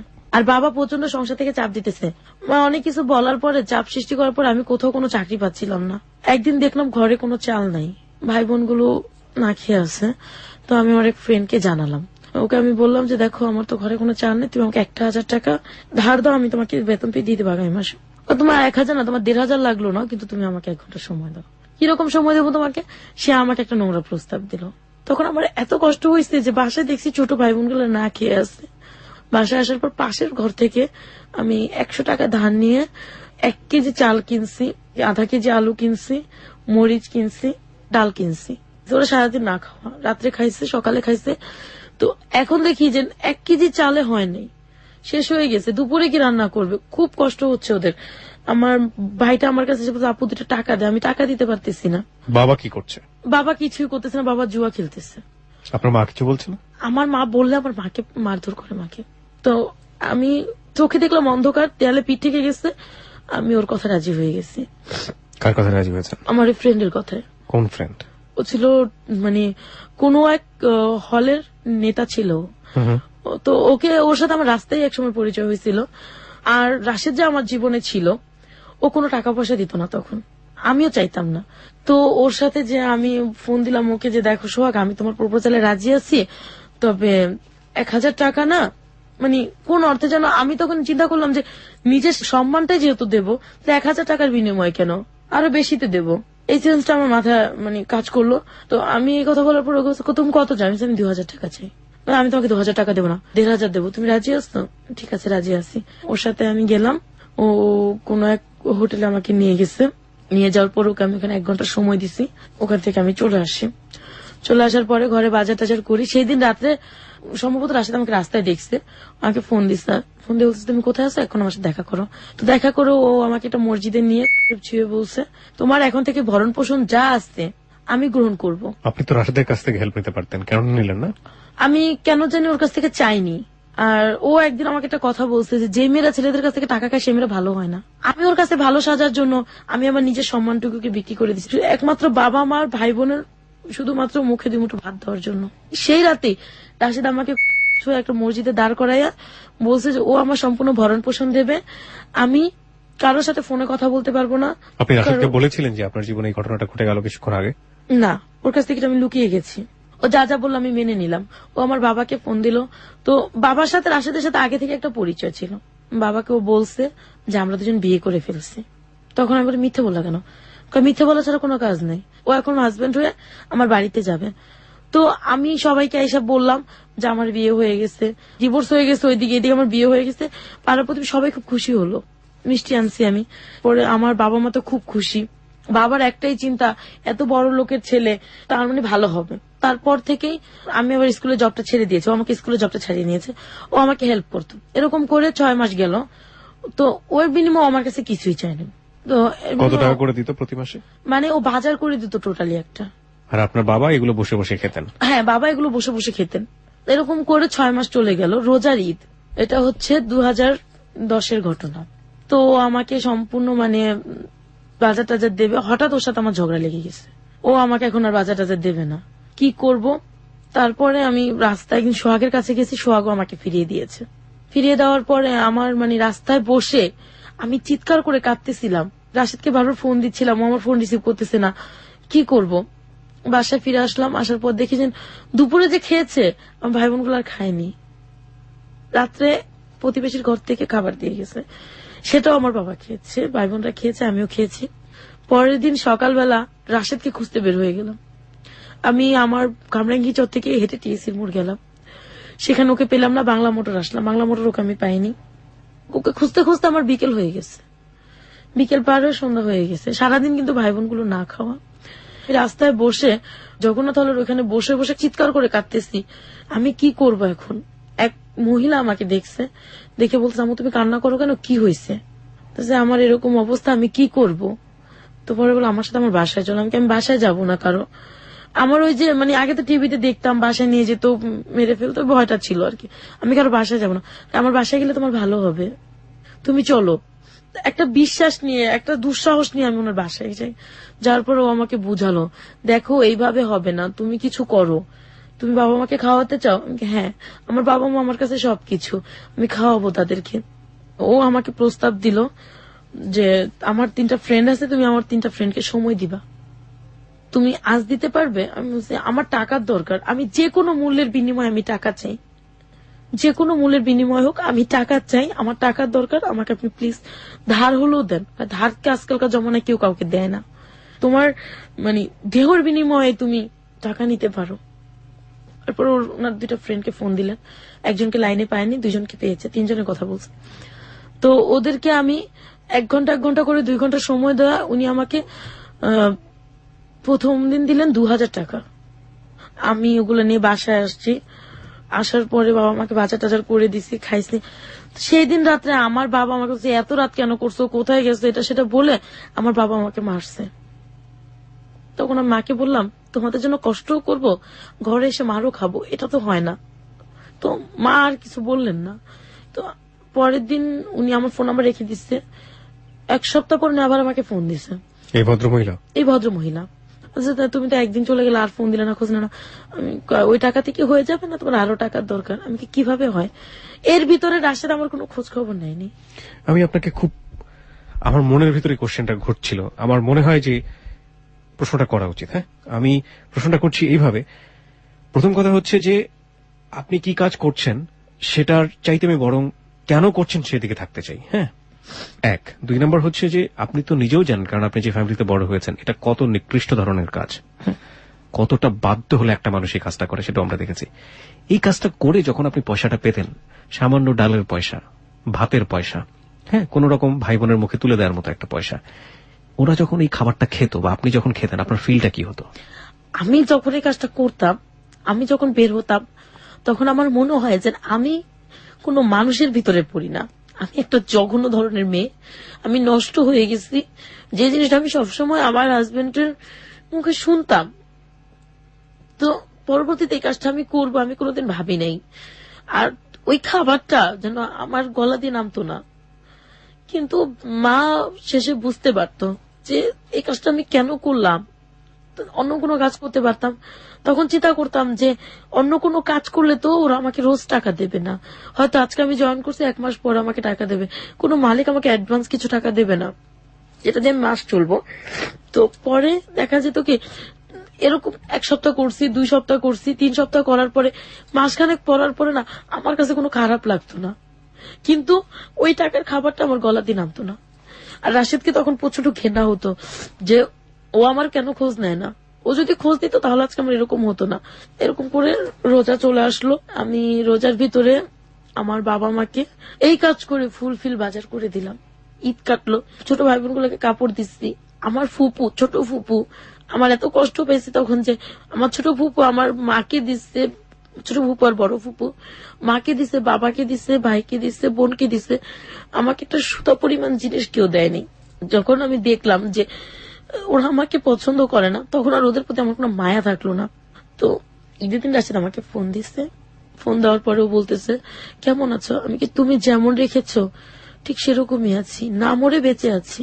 তো ও বললো যে এভাবে কথা বলতেছো কেন, আমি কি না তুমি যে একটা ব্যক্তিকে রেখে গেছো, জানো আমার বাবা কাজ করে না, আমার টাকা খায়, তোমারটা খেয়েছে, তো তুমি কিভাবে এভাবে চলে গেলে আমাকে রেখে। ও আমাকে বলল যে ঠিক আছে সবকিছু ঠিক হয়ে যাবে। ঈদের দিন রাত্রে ও বলতেছে যে তুমি একটা কাজ করো, তুমি আমার সাথে দেখা করো। কখন দেখা করবো, রাতে দেখা করো। বিকেলে ওই মহিলা আমাকে ফোন দিছে যে লাবণ্য তুমি একটু আসবা, কেন, আমার 2টা ফ্রেন্ড আসছে, তুমি যাদের সাথে বসো তারাই আসছে, ঈদের দিন তোমাকে দেখতে চায়। তো আমার তো কোন রকমেরই নেই, আমি চলে গেছি। আমি কিন্তু পুরনো কাপড় পরে গেছি, কারণ আমি ঈদে কোনো কাপড় নিইনি। মানে তখন আমার হাজবেন্ড আমাকে 6 মাসে কিছু দেয়নি, বাবা মাও কিছু দেয়নি। ওই যে শাড়িগুলো বিয়ের আগে কিনছি বা বাঁশ শাড়িগুলো, নতুন শাড়িগুলো, ওগুলো পরতাম। তো আমি যাওয়ার পরে ওনারা আমাকে 2 ঘন্টা রাখলো। 2 ঘন্টা রাখার পর আমাকে 3000 টাকা দিচ্ছে। ওরা বাইরে খেলো আমাকে নিয়ে। আমি ওইদিকে রাশিদকে ফোন দিচ্ছি, রাশিদ ফোন রিসিভ করে না। 8টার দিকে প্রচন্ড বৃষ্টি হচ্ছিল, ওই বৃষ্টিতে ভিজে ভিজে ওকে আমি পুরো টিএসসি খুঁজছি, রমনা খুঁজেছি, ওকে আমি পাইনি। ও আমাকে 10টার সময় ফোন দিছে, তুমি কোথায়, বাসায়, তুমি আমার সাথে দেখা করতে আসতো না, এটা বলো প্রচন্ড ঝগড়া করতেছে আমার সাথে। পরে আমি আচ্ছা ঠিক আছে আমার ভুল হয়ে গেছে। পরে ফোন রেখে ছোট ভাই বলতেছে আপু শিশু পার্কে ঘুরতে যাবো। আর আমি আমার ছোট ভাই বোনদেরকে বাবা যে দেয় না সে অভাবটা বুঝতে দিতাম না, যেভাবেই হোক আমি ওদের সবাইকে বুঝায় রাখতাম যে না টাকা পয়সা আছে, খেতে পারবি, চলতে পারবি। তো আমার ওদেরকে নিয়ে আমি শিশু পার্কে ঘুরতে গেলাম।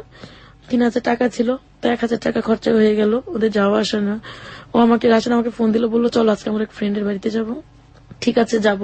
ফ্রেন্ডের কে কে আছে, মা আছে, ভাই আছে, বোন আছে, সবাই আছে। কিছুর জন্য যাব, ওরা আমার বউকে দেখতে চাইছে। ঠিক আছে যাবো। ঠিক আছে রাত 8টায় আমাদেরকে বাসায় দিয়ে আসার পরে আমি ওর সাথে দেখা করলাম, সম্ভবত গুলিস্তান গিয়ে। ওর বাড়ি কি গুলিস্তানে ছিল? ওর বাড়ি মগবাজার। ওকে, আপনি বলছিলেন যে রমনাতে খুঁজছেন, টিএসসিতে খুঁজছেন, এই জায়গাগুলোতে আপনি কেন খুঁজতেন? ও এখানেই থাকতো, সারাদিন এখানে বেশিরভাগ থাকতো? সময় এখানে সময় কাটাতো বন্ধুদের সাথে। Okay. আর ও আমাকে বলছে ঈদের দিন রাত্রে ওইখানে থাকবে। ওকে। পরে আমি ওর সাথে গুলিস্তান দেখা করতে গেছি, যা দেখি ওর এক ফ্রেন্ড আছে এখানে, পরিচয় করে দিল, ওর নাম কালাম। ওর বাড়িতে আমরা বেড়াতে যাব। ঠিক আছে চলো। বাড়িটা ছিল ভুলতা গাউসিয়া। যাওয়ার পরে দেখলাম যে খুব অন্ধকার, খুব একটা গ্রাম, বিল চারপাশে, ওখানে নিয়ে যাচ্ছে কোনা কোনা দিয়ে, এই দিয়ে ঢুকালো কোথায় বাড়ির পেছন দিয়ে। আচ্ছা কি ব্যাপার, বাড়ির পেছন দিয়ে ঢুকলাম, ও এটা নতুন বাড়ি করছে, গেট করা হয়নি, টিন দিয়ে লাগাই রাখছে। এটা আসলে টিন দিয়ে লাগানো ছিল। দরজা খুলছে, কেউ তো নাই এখানে, এক রুম, একটা বিলের ভিতরে এক রুম। তো আমার কোনো না ভয় ছিল না, ও ছিল সাথে। আপনি ওকে লাভ করতেন সেই সময়টাতে এবং পুরো ওকে আমি লাভ দোস্ত। করতাম। আপনি যেই কাজের মধ্যে জড়িয়ে গেছেন এই এটা কি কথাটা আমি ওকে বলি নাই, ও কি বুঝতেও পারেনি? ও বুঝতেও পারেনি। ওকে আমি বলতাম না, ও বুঝতে পারেনি, ও কারণ জিজ্ঞেস হচ্ছে করেনি যে এই আপনার- মাসটা ও আমাকে সময় দেয়নি। না, কিন্তু ওর তো সন্দেহ হওয়া বা জিজ্ঞেস করার একটা ব্যাপার ছিল যে টাকাগুলো কোথা থেকে কিছু আসছে। জিজ্ঞেস করে নাই। ও বলছে বাজার করছে, আমি কি কোন রকম করেছি, মিথ্যে বলেছে আমার সাথে। আপনার ফ্যামিলি বুঝতো না যে এই আমার কাজটা? মা বুঝতে পেরেছিল, পরে আমাকে জিজ্ঞাসা করছে তুই এত টাকা করতে, আমি মার কাছে স্বীকার করছে। মা কি বলেছিল? মা কোনো কথা বলেনি, মা নিস্তব্ধ হয়েছিল। বাবা বুঝতো না? বাবা বুঝতো না। আমার বাবা এক কথা মোট কথা বলতে গেলে ও ছিল টাকার জন্য সব করতে পারে, শুধু পারে না মেয়ে আর বউকে বেচতে। তো আমি যখন ওর সাথে গেলাম, তারপর ও আমাকে বলতেছে কি দেখো ওর ফ্যামিলির কেউ নাই, তো তোমাকে আমি মিথ্যে বলে এখানে আনছি। তখন বাজে রাত 11টা। প্রিয় শ্রোতা, আমরা এই জায়গাটিতে ছোট্ট একটা বিরতি নিতে চাই, 4 মিনিটের বিজ্ঞাপন বিরতি। আমাদের এই স্পেসটা কষ্টের স্পেস, এই স্পেসটা কান্নার স্পেস। সেই কান্না হয়তো আপনি ইথারের ওপার থেকে অনুভব করতে পারছেন। এটাই একটা বড় সমস্যা রেডিওর, কারণ চোখ দিয়ে টপটপ করে পানি পড়ে দেখা যায় না। তবে যারা গল্পের ভেতরে রয়েছেন তারা কিছুটা হলে অনুভব করতে পারছেন। লাবণ্যর চোখের যে মুহূর্তে যে পানিটা, সেটা আসলে না দেখলে বোঝানো যাবে না সেটার বেগটা আসলে কতটা তীব্র। আমরা ফিরে আসছি 4 মিনিট পরে, এবং 4 মিনিট পরেই আমরা বাকি গল্পগুলো জানবো। এই ফাঁকে ওকে দেখার জন্য চলে আসতে পারেন আপনারা আমাদের ফেসবুকে। জীবনের গল্পে আজকে রয়েছে এখানে লাবণ্য। লাবণ্য এই সমাজে বড় হওয়া একজন মেয়ে, তার পরিবার আছে, তার চারপাশের সমাজ ছিল, তার বাবার আর্থিক প্রতিপত্তিও ছিল, বিয়েও হয়েছিল, সবকিছুই ছিল। থাকার পরেও বর্তমানের তার যে জীবনের গল্পে আমরা যে জায়গাটিতে রয়েছি সেটা আমাদেরকে অনেক বেশি শক্ট করে। এই যে বললাম না, জীবনের গল্প থেকে আপনি কিছু না কিছু হলেও শিখবেন, এবং একটা মেয়ে কতটা বাধ্য হলে এরকম অনৈতিক পথে যেতে পারে, এবং একটা পরিবারের জন্য কতটা অসম্মানের সেটা হতে পারে, সেই জ্বলন্ত উদাহরণ আজকে আমরা এখানে উপস্থাপন করবার চেষ্টা করছি। আমরা ফিরে যাব লাবণ্যর কাছে, তবে তার আগে বলতে চাই, তাকে দেখতে চাইলে এবং তাকে নিয়ে কোনো প্রশ্ন করতে চাইলে, যোগাযোগ করতে চাইলে আপনারা চলে আসতে পারেন আমাদের ফেসবুকে। আমাদের ফেসবুকের ঠিকানা facebook.com/hello8920। আমি আবারও বলছি facebook.com/HELLO8920। ওখানে গিয়ে লাইক দিলে আপনি Hello 8920 মেম্বার হয়ে যাবেন। এবং একই সাথে যারা জীবনের গল্প বলতে চান এবং জীবনের গল্প নিয়ে কোনো কমেন্টস করতে চান, তারা আমাদেরকে ফোন করতে পারেন। আমাদের ফোন নাম্বারটি হচ্ছে 91156668। আমি আবারও বলছি 91156668। ফোন করার পরে দেখবেন ওখানে নির্দেশনা দেয়া আছে। সেই নির্দেশনা অনুসারে অবশ্যই আপনার সেল নাম্বারটি বলে, তারপরে আপনার জীবনের গল্পের সারাংশটুকু বলবেন আপনার সঙ্গে যোগাযোগ করতে। আমাদের টিম মেম্বার শাকিল আপনার সঙ্গে যোগাযোগ করবে। লাবণ্য, তারপর কি হলো? যখন রাশেদের সাথে ওর বন্ধুর বাড়িতে গেলাম, ও আমাকে বলল দেখো তোমাকে মিথ্যে বলে এখানে এনেছি, ওর কোনো বাবা মা থাকে না, ওর এটা বাড়ি করছে নতুন, তো আমরা দুজন একাই থাকবো। ভালো কথা, আমরা একাই থাকবো, সমস্যা নেই। আধা ঘন্টা পরে ও আইসা ও আমাকে ওখানে গিয়ে ও আমাকে ইউজ করে। তারপরে আধা ঘন্টা পরে ও আমাকে বলতেছে একটা কথা বলি, তুমি রাগ করো না। কি কথা? আমার বন্ধু তোমাকে চায়। হোয়াট? হ্যাঁ, ওর বন্ধু আমাকে চায়, নয়তোবা ও একটা গ্যাঞ্জাম করবে। মানেটা কি? মানেটা হচ্ছে এটা ওদের কন্ট্রাক্ট ছিল যে যাকে নিয়ে যাবে দুজনে মিলেই ভোগ করবে।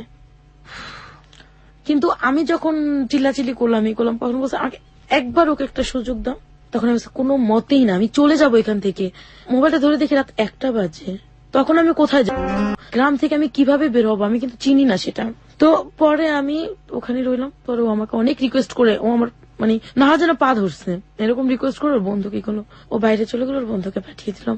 ওর বন্ধুকে আমি পা পর্যন্ত ধরছি যে ভাইয়া আমি আপনার বন্ধুর ওয়াইফ, আপনি এইভাবে আমাকে ভোগ করতে পারেন না। তাতে আমার কি, আমার তো আপন কেউ না। কোনো মতে যখন না শুনছে তখন মনটাকে একটা বুঝ দিছি যে যখন আমি ওই যে 2টা লোকের সাথে মেলামেশা করছি, ঠিক ওই মন মানসিকতা নিয়ে আমার ওর সাথে মেলামেশা করতে হবে। ওকে আপন ভাবলে চলবে না আমার। তো চলে গেল। আমি ওয়াশরুমে ঢুকে তখন চিৎকার করে কাঁদতেছিলাম যে আমি কাকে ভালোবাসলাম যে আমাকে অন্য পুরুষের হাতে তুলে দিল। তাহলে তো আমি নিজেই ঠিক ছিলাম, যে ওই লোকগুলো তো ভালো ছিল, যাদের সাথে আমি জঘন্য কাজটা করছি বা নোংরা কাজটা করেছি তারাই তো ভালো। তাহলে তো এই মানুষটাকে ভালোবেসে বিশ্বাস করে আমার কোনো লাভ নেই। তো তারপর ও এরকম একটা বিহেভ করলো, ও আমাকে আয়সা জড়ায় প্রচন্ড কান্না করতে শুরু করলো, যেন সব ভুল ওর। ও আমার কাছে ক্ষমা চাইলো পা ধরে ওই রাতে। তো কেন জানে মনটা আমার আবার ঘুরে গেল। সকালবেলা আমরা দুজন চলে আসলাম। চলে আসার পরে ওকে আমি বললাম যে দেখো এরকম হলে আমি আর কখনোই তোমার সাথে কোথাও যাবো না। বাই দ্য ওয়ে, আপনি যেভাবে রাত কাটালেন, আপনার ফ্যামিলি আপনাকে কিভাবে নিল? আমার ফ্যামিলি থেকেও বলে গেছে যে আমরা বেড়াতে যাচ্ছি। আপনার ফ্যামিলি তো জানে যে আলটিমেটলি আপনারা বিবাহিত? হ্যাঁ। ওকে।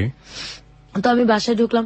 এখন আমার বাবা এই আমাদের বিয়ের কথাটা আমাদের গ্রাম সরকারের কাছে জানাই দিচ্ছে। জানাই দেওয়ার পর আমার গ্রাম সরকার আসছে, কাকে বিয়ে করেছে মামুনি দেখি একটু। তখন আমার গ্রাম সরকার একটা দিল যে উঠায় দেবো।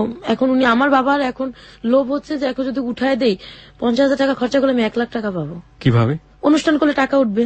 ওকে, সবাই গিফট দিবে। গিফট দেবে, আর আমার আত্মীয় স্বজন তো বিশাল বড় লোক। বাই দ্য ওয়ে, এখানে গ্রাম সরকার বলতে আপনি কাকে বোঝাচ্ছেন? ওই চরটা তো একটা গ্রামের মতো ছিল, হ্যাঁ। তো ওখানে এক চেয়ারম্যান মেম্বারের পরে একজন গ্রাম সরকার থাকতো। যে কোনো বিচার আগে গ্রাম সরকারের কাছে যেত, তারপরে মেম্বার, তারপরে চেয়ারম্যানের কাছে যেত। আচ্ছা আচ্ছা।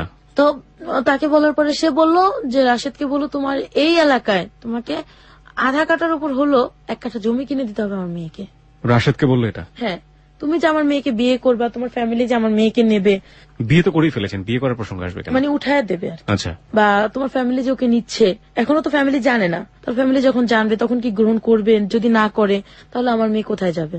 তার মানে তুমি আমার মেয়েকে এখানে একটা বাড়ির উপরে 1 কাঠা জমি কিনে দিবা, সে একতলাই হোক 3 সেটই থাক, সেটা বড় কথা না। কোথায় এটা? এটাও চরের মধ্যে হবে, কামরাঙ্গীর চরে। কামরাঙ্গি চরেই হবে এটা। তখন ও বললো ঠিক আছে আমি করব। তো এভাবে করে আমাদের সম্পর্ক এগোতে থাকে। 2011 বেশ ভালো আছি আমরা, ওর টাকা পয়সা আমাদের সংসার চলতেছে। তো 2012-তে গিয়ে ও আবার গ্যাঞ্জাম করলো আমার সাথে। ঝগড়াঝাটি করার এক পর্যায়ে ও আমাকে ছেড়ে চলে যাবে, সে অনেক বুঝ করে অনেক মিলমিশ করিয়ে দিল। ঠিক আছে, 6 মাস চলে গেছে। কিভাবে যেন ওর ফ্যামিলি জেনে ফেলছে আমরা বিয়ে করছি। ওর ফ্যামিলি এখন আমাকে ফোন দেয়, আমার উপরে চরম অত্যাচার, তুমি ওকে নেবে না, ওর বউ হতে পারো না, তোমার মতো মেয়েকে আমরা ওর বউ করবো না। আর সবচেয়ে বড় ভুল ছিল যে রাশেদ এর আগে আমার ফুপুকে নেয়ার জন্য নাকি ঘরে এরকম ঝগড়াঝাটি করছে। পরে ওরা জানতে পারছে ওনারই ভাস্তি আমি, তার মানে ওই ফুপু যেহেতু এত খারাপ, ভাস্তিটা যাচ্ছে তারও খারাপ। ও বলে যে না, ওর ফুপু যেমনই হোক আমার ওয়াইফ ভালো। এরকম গ্যাঞ্জাম করে টোরে ও বহুবার বিষ খেয়েছে নাকি অভিনয় করেছে জানতাম না। 2013-তে আইসা ওরা আমার সম্পর্ক ভালো যাচ্ছে, হঠাৎ করে ও আমাকে একদিন রাত্রে ফোন দিছে, আমি লন্ডন চলে যাচ্ছি, তুমি ভালো থাইকো, সুস্থ থাইকো। ঘরে বাজার টাজার কিচ্ছু দিয়ে যায়নি, হুট করে লন্ডন চলে যাচ্ছে। আর আমার কেন জানি মনে হতো ও আমার জীবন থেকে একদিন যাবেই। তার মানে স্কুলগুলোর সাথে আমার রানিং রাখতে হবে, স্কুলে চাকরি করি আর না করি খুব ভালো সম্পর্ক থাকতে হবে। এই ফ্যামিলিগত ভাবে আমি যেরকমই হই না কেন, কিন্তু শিক্ষকতার দিক দিয়ে আমি খুব কড়া ছিলাম। আমাকে প্রচন্ড ভয় পেত সবাই, আর আমাকে কেউ বলতোই না যে আমি ম্যাট্রিক পাস করেছি। সবাই বলতো হয়তো বা ম্যাডাম অনার্স কমপ্লিট করেছে। ও লন্ডন চলে গেল, আমাকে বলছে যায়া ফোন দেবে, আমার জন্য কি কি যেন রেখে গেছে সেগুলো দেবে, কিন্তু এগুলোর কিছুই করেনি। ও যাওয়ার সময় আমি চিৎকার করে কান্না করছি ফোনে, তুমি কিসের ভিতর আমাকে রেখে গেলা, কার কাছে থাকবো আমি, কিভাবে বাঁচবো। আমার বাবা যখন শুনতে পারলো যে ও চলে গেছে, আমার বাবা আমাকে প্রচন্ড মারধর করলো। আমাকে এখন দেখতে পারে না, আমি টাকা পয়সা দিতে পারি না। বাবা কি তখন কোনো কাজ করছে? কোনো কাজ করতেছে না, সে ওই জুয়াই খেলে। জুয়াই খেলে আর ঘরে বসে বসে খায়? ঘরে বসে বসে মানে খাচ্ছে, আপনি যা নিয়ে আসেন সেটা ভেঙে যা নিয়ে নিয়ে খাচ্ছে। আসতেছি তাই খাচ্ছে, কোনো কাজ নেই তার। এবং তার কোনো লজ্জাও নেই সেটার জন্য? মানে পস্তানো বোধটা ওর নাই। ওনার বয়স কেমন ছিল, মানে লাইক উনি কাজ করতে পারতেন, এই সামর্থ্য ছিল শরীরে? হ্যাঁ, 45। ওকে। আর তার একটা সবচেয়ে বদ অভ্যাস ছিল, সে যে কোনো দোকানে ঋণ করবে। একসময় দেখলাম কি ঋণের মাত্রা এত হারে বেড়ে গেছে, 3.5 লক্ষ টাকার মতো দেনা হয়ে গেছি আমি। আপনি মানে আপনার কাজের জন্য নাকি বাবা দেনা করে আছে? মানে উনি করে করে আমার নাম দিয়ে আসে, মেয়ে বেতন পেলে দিয়ে দেবো, মেয়ের জামাই দিয়ে দেবে, সবাই তো আমাকে চেনে। কি কিন্তু? সিগারেট এইটা সেটা, এই হাবি যাবি। দেখা যায় কোনোদিন রাশিদের বাজার দিতে লেট হয়েছে, একবেলা চাল নাই, ওই চালটা এটা সেটা আনতো। 2013-তে রাশেদ চলে আসলো দেশে। আসার পরে ও আমাকে বললো আমার বোনটার ইউকে থেকে চলে আসলো? কি করতে গিয়েছিল ওখানে? সেটা আমি জানি না, 16 দিনের মাথায় চলে আসছে। ও কি গিয়েছে না কি আমি তাও বলতে পারবো না, ওর সাথে আমার কোনো যোগাযোগ হয়নি। এই 16 দিন? এই 16 দিন ওকে ফোন দিল, ওর ভাই রিসিভ করে আমাকে বকাঝকা করতো। এই 16 দিনের মধ্যে বাইরে থেকে কোনো ফোন করেছিল আপনাকে? ও আমাকে কোনো ফোনও দেয়নি। ও বলেছিল ফ্যামিলির লোক নাকি আমাকে যোগাযোগ করবে, আমার এই 16 দিনের বাজার টাজার দিয়ে যাবে, ওর এক বোন যাবে, কিন্তু কেউ আমাকে কিছুই করেনি। তো অনেক কষ্ট, অনেক ঋণ টিন করে যে এই 16 দিন চললাম, তাও আমি কোনো খারাপ পথে যাইনি। আবার স্কুলে জব শুরু করলাম। তারপরে 2013-তে ওর 21শে ফেব্রুয়ারিতে ওর সাথে আমার সাথে একটা মিথ্যে কথা নিয়ে ঝগড়া লেগে গেল। ও বলছে আমি ছেলেদের সাথে ঘুরতে গেছি, কিন্তু আমি ছেলেদের সাথে না, আমি বাবা মার সাথে ঘুরতে গেছি। ও আমাকে মিথ্যে বলে ও আমার জীবন থেকে একেবারের জন্য চলে গেল। চলে তো গেছে ভালো কথা, ও পাশের প্রতিবেশী যারা ছিল, যাদের সাথে ওর পরিচয় ছিল, ওদের সাথে আমাদের একটা ঝগড়া লাগাই দিয়ে গেছে। এমন ভাবে ঝগড়া লাগাইছে যে আমি মানিজ্জত নিয়ে যে ঘরে থাকবো সেই পরিস্থিতিটাও রাখে নাই।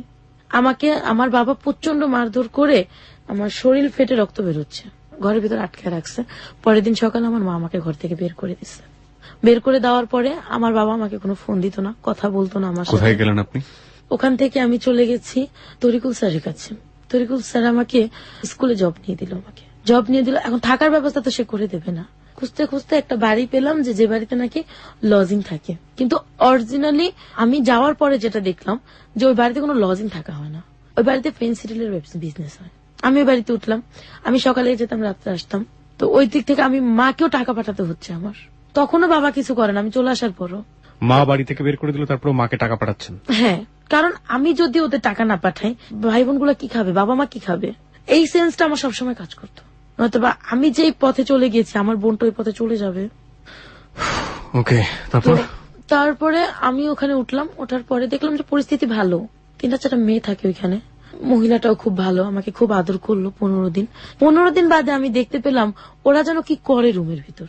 ওনার যে 2টা ছেলে ছিল আর ছেলের একটা বন্ধু ছিল, তারপর একটা ছেলে থাকতো এখানে। 4টা রুম ছিল, তো একটা রুম আমি 2টা মেয়েকে নিয়ে থাকতাম, আরেকটা রুম স্বামী স্ত্রী থাকতাম, আরেকটা রুম গেস্ট রুম ছিল, আরেকটাও ছেলেরা বন্ধু নিয়ে থাকতাম। তা আমি প্রথম এগুলো খেয়াল করতাম না, কারণ আমি সকালে যেতাম, বিকেলে আসতাম, আমি স্কুলে জব করতেছি, টিউশনি করতেছি। তো ওদের এই জিনিসগুলো আমি 15-16 দিন পরে খেয়াল করি যে ওই মেয়েরা ওই গেস্ট রুমটার ভিতরে কি করে। তারপরে দেখা যায় যে ছেলেগুলো কি করে, এগুলা বোতল, ছোট ছোট বোতলগুলো কিসের, কারণ এই সমস্ত জিনিসের সাথে আমি আগে থেকে পরিচিত না। এগুলো জানার পরে আমি আস্তে আস্তে ওদের সম্পর্কে ডিটেলস খোঁজ নিতে থাকি, আমি ওদের সাথে খুব ফ্রি হয়ে যাই। ওরা তখন বলল ওইখানে ওদের নোংরা কাজ চলে, আর ছেলেগুলো ফেন্সিডিলের বিজনেস করে। এরপরে ওর যে দেবরটা, ওর দেবরের সাথে আমার খুব ভালো একটা সম্পর্ক হয়ে যায়, বন্ধুর মতো। দেবরটা আমার কাছে সব স্বীকার করে। দেবরটা এরকমও আমাকে জানাইছে যে ওরা এরকম মেয়েদেরকে লজিং রেখে এই কাজগুলো করে, আমাকে দিয়েও করাবে। তো আমি এগুলো মানে বিশ্বাস করতে পারি নাই। ওরা করে কি, মেয়েদেরকে ঘুমের ওষুধ খাইয়ে তো এমন কিছু ডোজ দিয়ে দেয় যে ওগুলো মেয়েদেরকে যদি ওই রাতে এখান থেকে যদি মেরেও ফেলা হয়, মেয়েরা টের পাবে না, এরকম করা হয়। অথবা মেয়েদেরকে ঘুরতে যাওয়ার নাম করে যশোর বেনাপোলে নিয়ে গিয়ে ওদের শরীরের সাথে বা বউ সাজিয়ে ব্যাগের ভিতরে ফেন্সিডিল দিয়ে ওদেরকে আনা হয়। ওই যে ওর দেবরটা, ওর দেবরের সাথে আমি একদিন ঘুরতে ঘুরতে, এটা হচ্ছিল হচ্ছে রায়ের বাজার বুদ্ধিজীবীর গদি ঘরে। তো আমি রায়ের বাজার বুদ্ধিজীবীতে ঘুরতে গিয়ে আমার এরকমটি ছিল যে আমি সব শ্রেণীর লোকেদের সাথে খুব ভালোভাবে মিশতে পারি। তো আমি ওই র্যাবের সাথে পরিচয় হলো আমার, কিছু র্যাব ছিল এখানে। আমার চিন্তা ভাবনা ছিল আমি প্রশাসনের সাহায্য নেবো, ওরা যেহেতু আমাকে এরকম করবে। র্যাবের সাথে পরিচিত হলাম, কথা বললাম। তো ওর ভিতরে একটা র্যাব ছিল, নাম ছিল শাকিল। তো ও খুব ভালো ছিল। আর একটা নাম ছিল শাহিন, আর একটা সাব্বির। তো সাব্বির আমাকে দেখে খুব পছন্দ করলো, ওরা আমার সাথে ফ্রেন্ডশিপ হয়ে গেল। 3-4 দিন পরে সাব্বিরকে আমি বললাম, সাব্বির এরকম এরকম হয়েছে, বাসায় ওরা ফেন্সিল বিক্রি করতেছে, আমাকে ওরা বিক্রি করে দিতে চাচ্ছে। তো সংক্ষেপে ওদেরকে বলছি ওকে, আমার মোবাইল ছিল না, ওই মহিলার মোবাইলকে আমি আপা বলতাম, ওর নাম ছিল লাকি আপার, নাম ছিল লাকি আপার মোবাইল দিয়ে আমি বললাম, ওরা বলছে তোমার সাথে দেখা করি। তো সেই দিন বিকেল আমাকে জানানো হলো যে আমাকে ওরা নাকি দৌলদিয়া নামে একটা ঘাট আছে, সেখানে ওরা 3.5 লক্ষ টাকা বিক্রি করে দিছে। তারপরে আরেক জায়গায় এই ঢাকাতে পুরানা পল্টনে ওদের এক মামার কাছে 75,000 টাকায় 15 দিনের জন্য বিক্রি করে দিছে। মাই গড। তো যেদিন রাত্রে আমাকে ওরা নিয়ে যাবে, আমি জানি না ওদিন রাত্রে ওরা আমাকে নিয়ে যাবে, ওর দেবরা এসে আমাকে বলতেছে যে তুমি যদি এখান থেকে না যাও, তুমি কালকে আর পৃথিবীতে সূর্য দেখবা না। কেন এরকম হয়েছে, তোমাকে ওরা নিয়ে যাবে দৌলতিয়া ঘাটে 15 দিন পরে, আর আজকে রাত্রে তোমাকে পুরোনা পল্টে নিয়ে যাবে। তো এর আগে আমি র্যাবকে বলে রাখছি সবকিছু, এরকম এরকম করবে ওরা, তুমি আমাকে প্লিজ বাঁচাও। তো সকালবেলা আমি শুনলাম ওরা আমাকে বলছে, জানিস তোর ভাইয়া তো পুরানা পল্টন গেছে, ওর হাজবেন্ড আবার ওর সাথে রাগ করে চলে গেছে। তো তোর ভাই তো চলে গেছে, তো ভাইকে আমরা আনতে যাবো পুরানা পল্টন, তুই কি যাবি আমাদের সাথে? আমি বললাম দেখি কি করতে পারি। এর মধ্যে ওই র্যাবকে ফোন দিচ্ছে ওই লোকের নাম হচ্ছে মিন্টু। মিন্টু ফোন দিয়ে বলছে ওকে কিন্তু নিয়ে যাবে একটু পরে। ঘন্টাখানিকের মধ্যে ওরা ওইখানে ফোর্স নিয়ে চলে গেছে। যাওয়ার পরে এখানে বলতেছে কি হচ্ছে, এখানে কিছুই হচ্ছে না, ঘর চেক করবো। ওরা প্রায় 50 বোতলের মতো ফেন্সিডিল পেয়েছে। মানে এরকম একটা মুহূর্তে আসছে যে ওর ঘরে ওর গেস্ট আছে মেয়েদের সাথে, ওই অবস্থা ওকে ধরছে। মিন্টু আবার সকালেই চলে গেছে, ওই খবর দিয়ে চলে গেছে।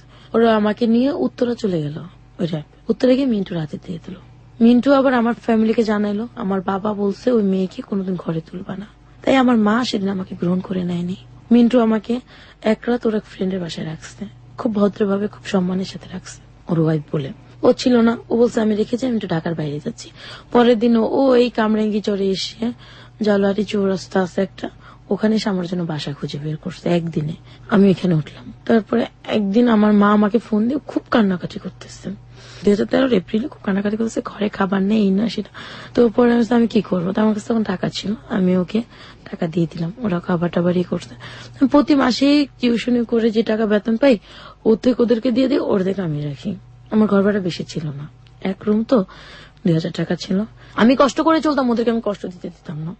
আমার বাবা অসুস্থ ছিল, তাকে আমি চিকিৎসা টাকা দিয়েছি, ভাই বোনদেরকে দেখেছি। দেখার পরে দেখা যায় কি যে আমি না কেমন যেন একটা দিন দিন এই যে রোদ্রে ঘুরতে, তারপরে এগুলো করতে করতে বৃষ্টিতে ভিজে আমি অসুস্থ হয়ে পড়ছি। এখন আমি ওই বাসায় থাকতে পারতেছি না, বাসা চেঞ্জ করে ফেললাম। বাসা চেঞ্জ করে আরেক বাসায় গেছি, সেখানে আমি খুব অসুস্থ। এর ভিতরে এক স্কুল টিচারের সাথে আমার পরিচয় হয়েছে, তার বয়স 50-এর উপরে। তো ভালোই কথাটা বলতো, ফোন টোন দিত না, কম কথা বলতাম। তো ওনার সাথে জাস্ট এমনি কথাটা হইতো, দেখা করতো আমার সাথে। উনি একদিন আমাকে বিয়ের প্রস্তাব দিল, আমি রাজি হইনি। এই 50 ঊর্ধ্ব লোক? হ্যাঁ, রাজি হইনি। পরে আমি না দিন দিন অসুস্থ হয়ে পড়লাম। অসুস্থ হয়ে পড়ে বাবা মার ঘাড়ে গিয়ে উঠলাম। ওখানে আমি ডাক্তার দেখালাম, নিঃশ্বাসে প্রবলেম হইতো, আমি নিঃশ্বাস চাতে পারতাম না, আর লিভার একটু সমস্যা হয়েছে। মানে এগুলো তো আমার টাকায় হতো, আমার ফ্যামিলিকেও খরচা দিতাম ওই অসুস্থ অবস্থায়। আমার টাকা যেটা জমানো ছিল আর কি, ওটাতেই হয়তো। তো ওই লোক আমার এই অবস্থা দেখে আমার মামা, মানে এই যে গ্রাম সরকার, তার কাছে বিয়ের প্রস্তাব দিল। কোন লোক? যে লোকটা স্কুল টিচার ছিল, 50-এর ঊর্ধ্বে বয়স ছিলেন, যে লোক নাম ছিল তাহির। সে আপনার গ্রাম সরকার পর্যন্ত পৌঁছালো কিভাবে? ওই এলাকারই সে স্কুল টিচার। ওকে। তো ওই হিসেবে সে বলছে, আর আমাদের সম্পূর্ণ দায়িত্ব ওই গ্রাম সরকার নিয়েছিল। তো ওনার কাছে বিয়ের প্রস্তাব দিল। আমাকে জিজ্ঞাসা করা হলো, তখন তো আমি খুব অসুস্থ, আমার একজনের হেল্প চাই, বাবা মা আমাকে রাখবে না। আমি বাবা মাকে বললাম, দেখো তো অনেক বয়স্ক, কিভাবে কি হয়। বাবা বললো, না সমস্যা নাই, মানে ডাইরেক্টলি বললো বয়স্ক লোক নাকি বউ ভালোবাসে বেশি। আপনার বাবা আপনাকে এটা বললো? আমার বাবা মাকে বলছে। আপনার বাবার তখন বয়স কত? 45। বাবার বয়স 45, বাবার জামাই হবে 50 ঊর্ধ্ব। হ্যাঁ, তো এর ভিতরেই মা বলছে যে গ্রাম সরকারের খোঁজ খবর নিতে। উনি কি খোঁজ খবর নিচ্ছে আমি জানি না। ঠিক এক সপ্তাহের মাথায় আমার বিয়ে দিয়ে দিল, 7ই আগস্ট 2013। তো পরবর্তীতে প্রিয় শ্রোতা, this is not a story of চিনি কম। আপনারা নিশ্চয়ই অমিতাভ বচ্চনের সেই ছবিটা দেখেছেন। অমিতাভ বচ্চন এবং টাবুর ছবি ছিল চিনি কম, আমার অনেক পছন্দের একটা ছবি। লাইফে এই ঘটনা ঘটে, বাট এত সুইট ওয়ে তো ঘটে না, এটাই রিয়েলিটি। ঠিক আছে, যাই। তারপর বিয়ের দিনও আমার কাছে কেন জানি মনে হয়েছে, তা আমি তো অসুস্থ, আমি জাস্ট উঠতে পারি, বসতে পারি, মানে কাজকর্ম কিছুটা করতে পারি। তখন স্কুল থেকে আমি চাকরি ছেড়ে দিচ্ছি। বিয়ের দিন সকালও জানি আমার কেন মনে হলো আমি বিয়েটা করব না, কিন্তু চিন্তা করলাম যে বাবা মার ঘাড়ে বসে না থেকে তারপর মামা বিয়েটারই করছে, করে দেখি যদি জীবনের কিছু চেঞ্জ হয়। তো বিয়েটা হলো, আমাকে সেদিন নিয়ে যাওয়া হলো পাশের গলিতেই, বাসা ভাড়া নিচ্ছে সেখানে। বিয়ের দিন রাত্রেই তার বড় ওয়াইফ তাকে ফোন দিছে, ফোনটা রিসিভ করছি আমি। সে বললো, তুমি কে? আমি তার ওয়াইফ। তুমি তার ওয়াইফ কিভাবে হও?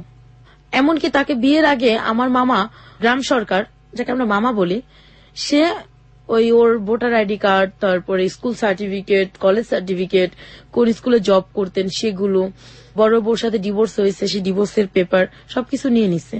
তারপরে আমি বলছি, আপনার সাথে তো ডিভোর্স হয়ে গেছে। হ্যাঁ, তো আমি ফোন, সমস্যা আমার তো সন্তান আছে না। ভালো কথা, সন্তান আছে যেহেতু, আমি সেও তার কিছু বলিনি।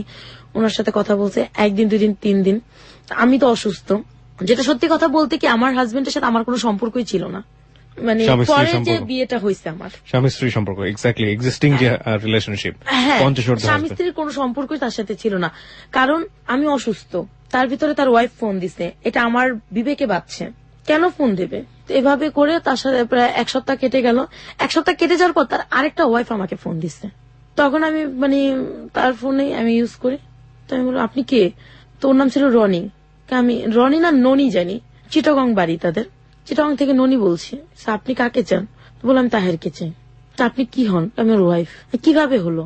সাথে সাথে আমি বললাম কিভাবে হলো, কারণ যেহেতু তার এক ওয়াইফ ডিভোর্স প্রাপ্ত, আমি আছি, তো আমি দ্বিতীয় ওয়াইফ, তার আর কোনো ওয়াইফ নেই। আপনি কে তাহলে? আপনি যাকে বিয়ে করেছেন তার আমি এক ওয়াইফ, আপনি তৃতীয় ওয়াইফ, আমি দ্বিতীয় ওয়াইফ। উনিও ডিভোর্স? না। তো আমি বললাম, আপনি আমাকে কেন ফোন দিচ্ছেন? আমি বাবা মাকে সবকিছু জানাইছি, মামাকে সবকিছু জানাইছি, তাকে বলছি সমস্যা কি, সে গ্রামে থাকবে, আপনি ঢাকায় থাকবেন। এভাবে সে আমাকে বললো। আমি এভাবে ঘর করতে পারবো না, যেহেতু মানে আপনার সাথে আমার সাথে স্বামী স্ত্রীর কোনো সম্পর্ক নাই, সেও তো আপনার সাথে আমি ঘর করতে পারছি না। নামমাত্র স্বামী স্ত্রী? হ্যাঁ, নামমাত্র স্বামী স্ত্রী, এটাই রিয়েল ছিল আর কি।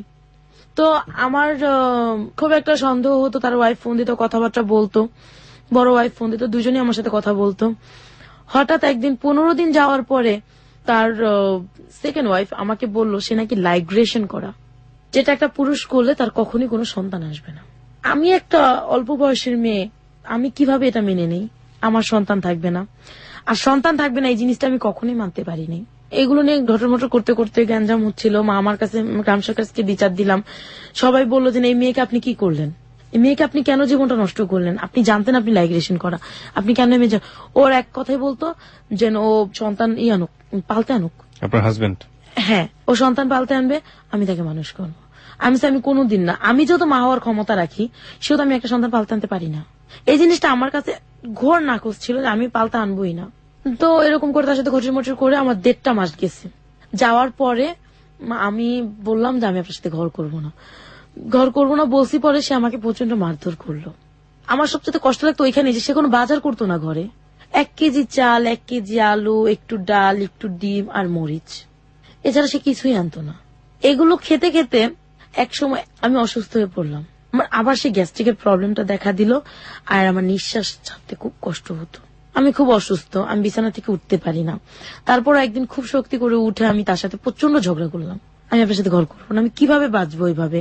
তারপরে সে বলল তুই কেন থাকতে পারবি না, তুই থাকতে হবে তোকে, তোর বাবা মার কাছ থেকে। বাবা মার নাই, কোত্থেকে আনবো? বাবা মারও দুঃসাহ জীবনযাপন কাটাচ্ছে, কারণ আমি দিচ্ছি না তাদেরকে, আমি কোত্থেকে দেব? সে আমাকে মারধর করলো, প্রচন্ড মারধর করে। ঘরে একটা লাঠি ছিল আমার, লাঠিটা দিয়ে আমাকে পেটানোর পর আমি সেন্সলেস হয়ে গেছি। পর ও বাইরের দিকে দরজা লাগিয়ে ও চলে গেছে চিটাগং। প্রিয় শ্রোতা, আমরা এই জায়গাটায় ছোট্ট একটা বিরতি নিতে চাই। শুধু বলতে ইচ্ছে করছে যে একজন মানুষ হয়ে 10 জন মানুষের জীবনের গল্প তার জীবনে সে ধারণ করেছে। একটার পর একটা, মিনিটের পর মিনিট লাইফে যে পরিবর্তনগুলো আমরা শুনতে পাচ্ছি। এই কত বছর বয়স আপনার এখন এই মুহূর্তে? আপনি প্রথমেই বলছিলেন বোধহয় আমার বয়স 21। 21 বছরের জীবনে যে 100 বছরের অভিজ্ঞতা, 21 বছরের জীবনের যে অভিজ্ঞতা, সেটা আমার তো মনে হয় 100 বছরের জীবনের অভিজ্ঞতাকে হার মানাচ্ছে।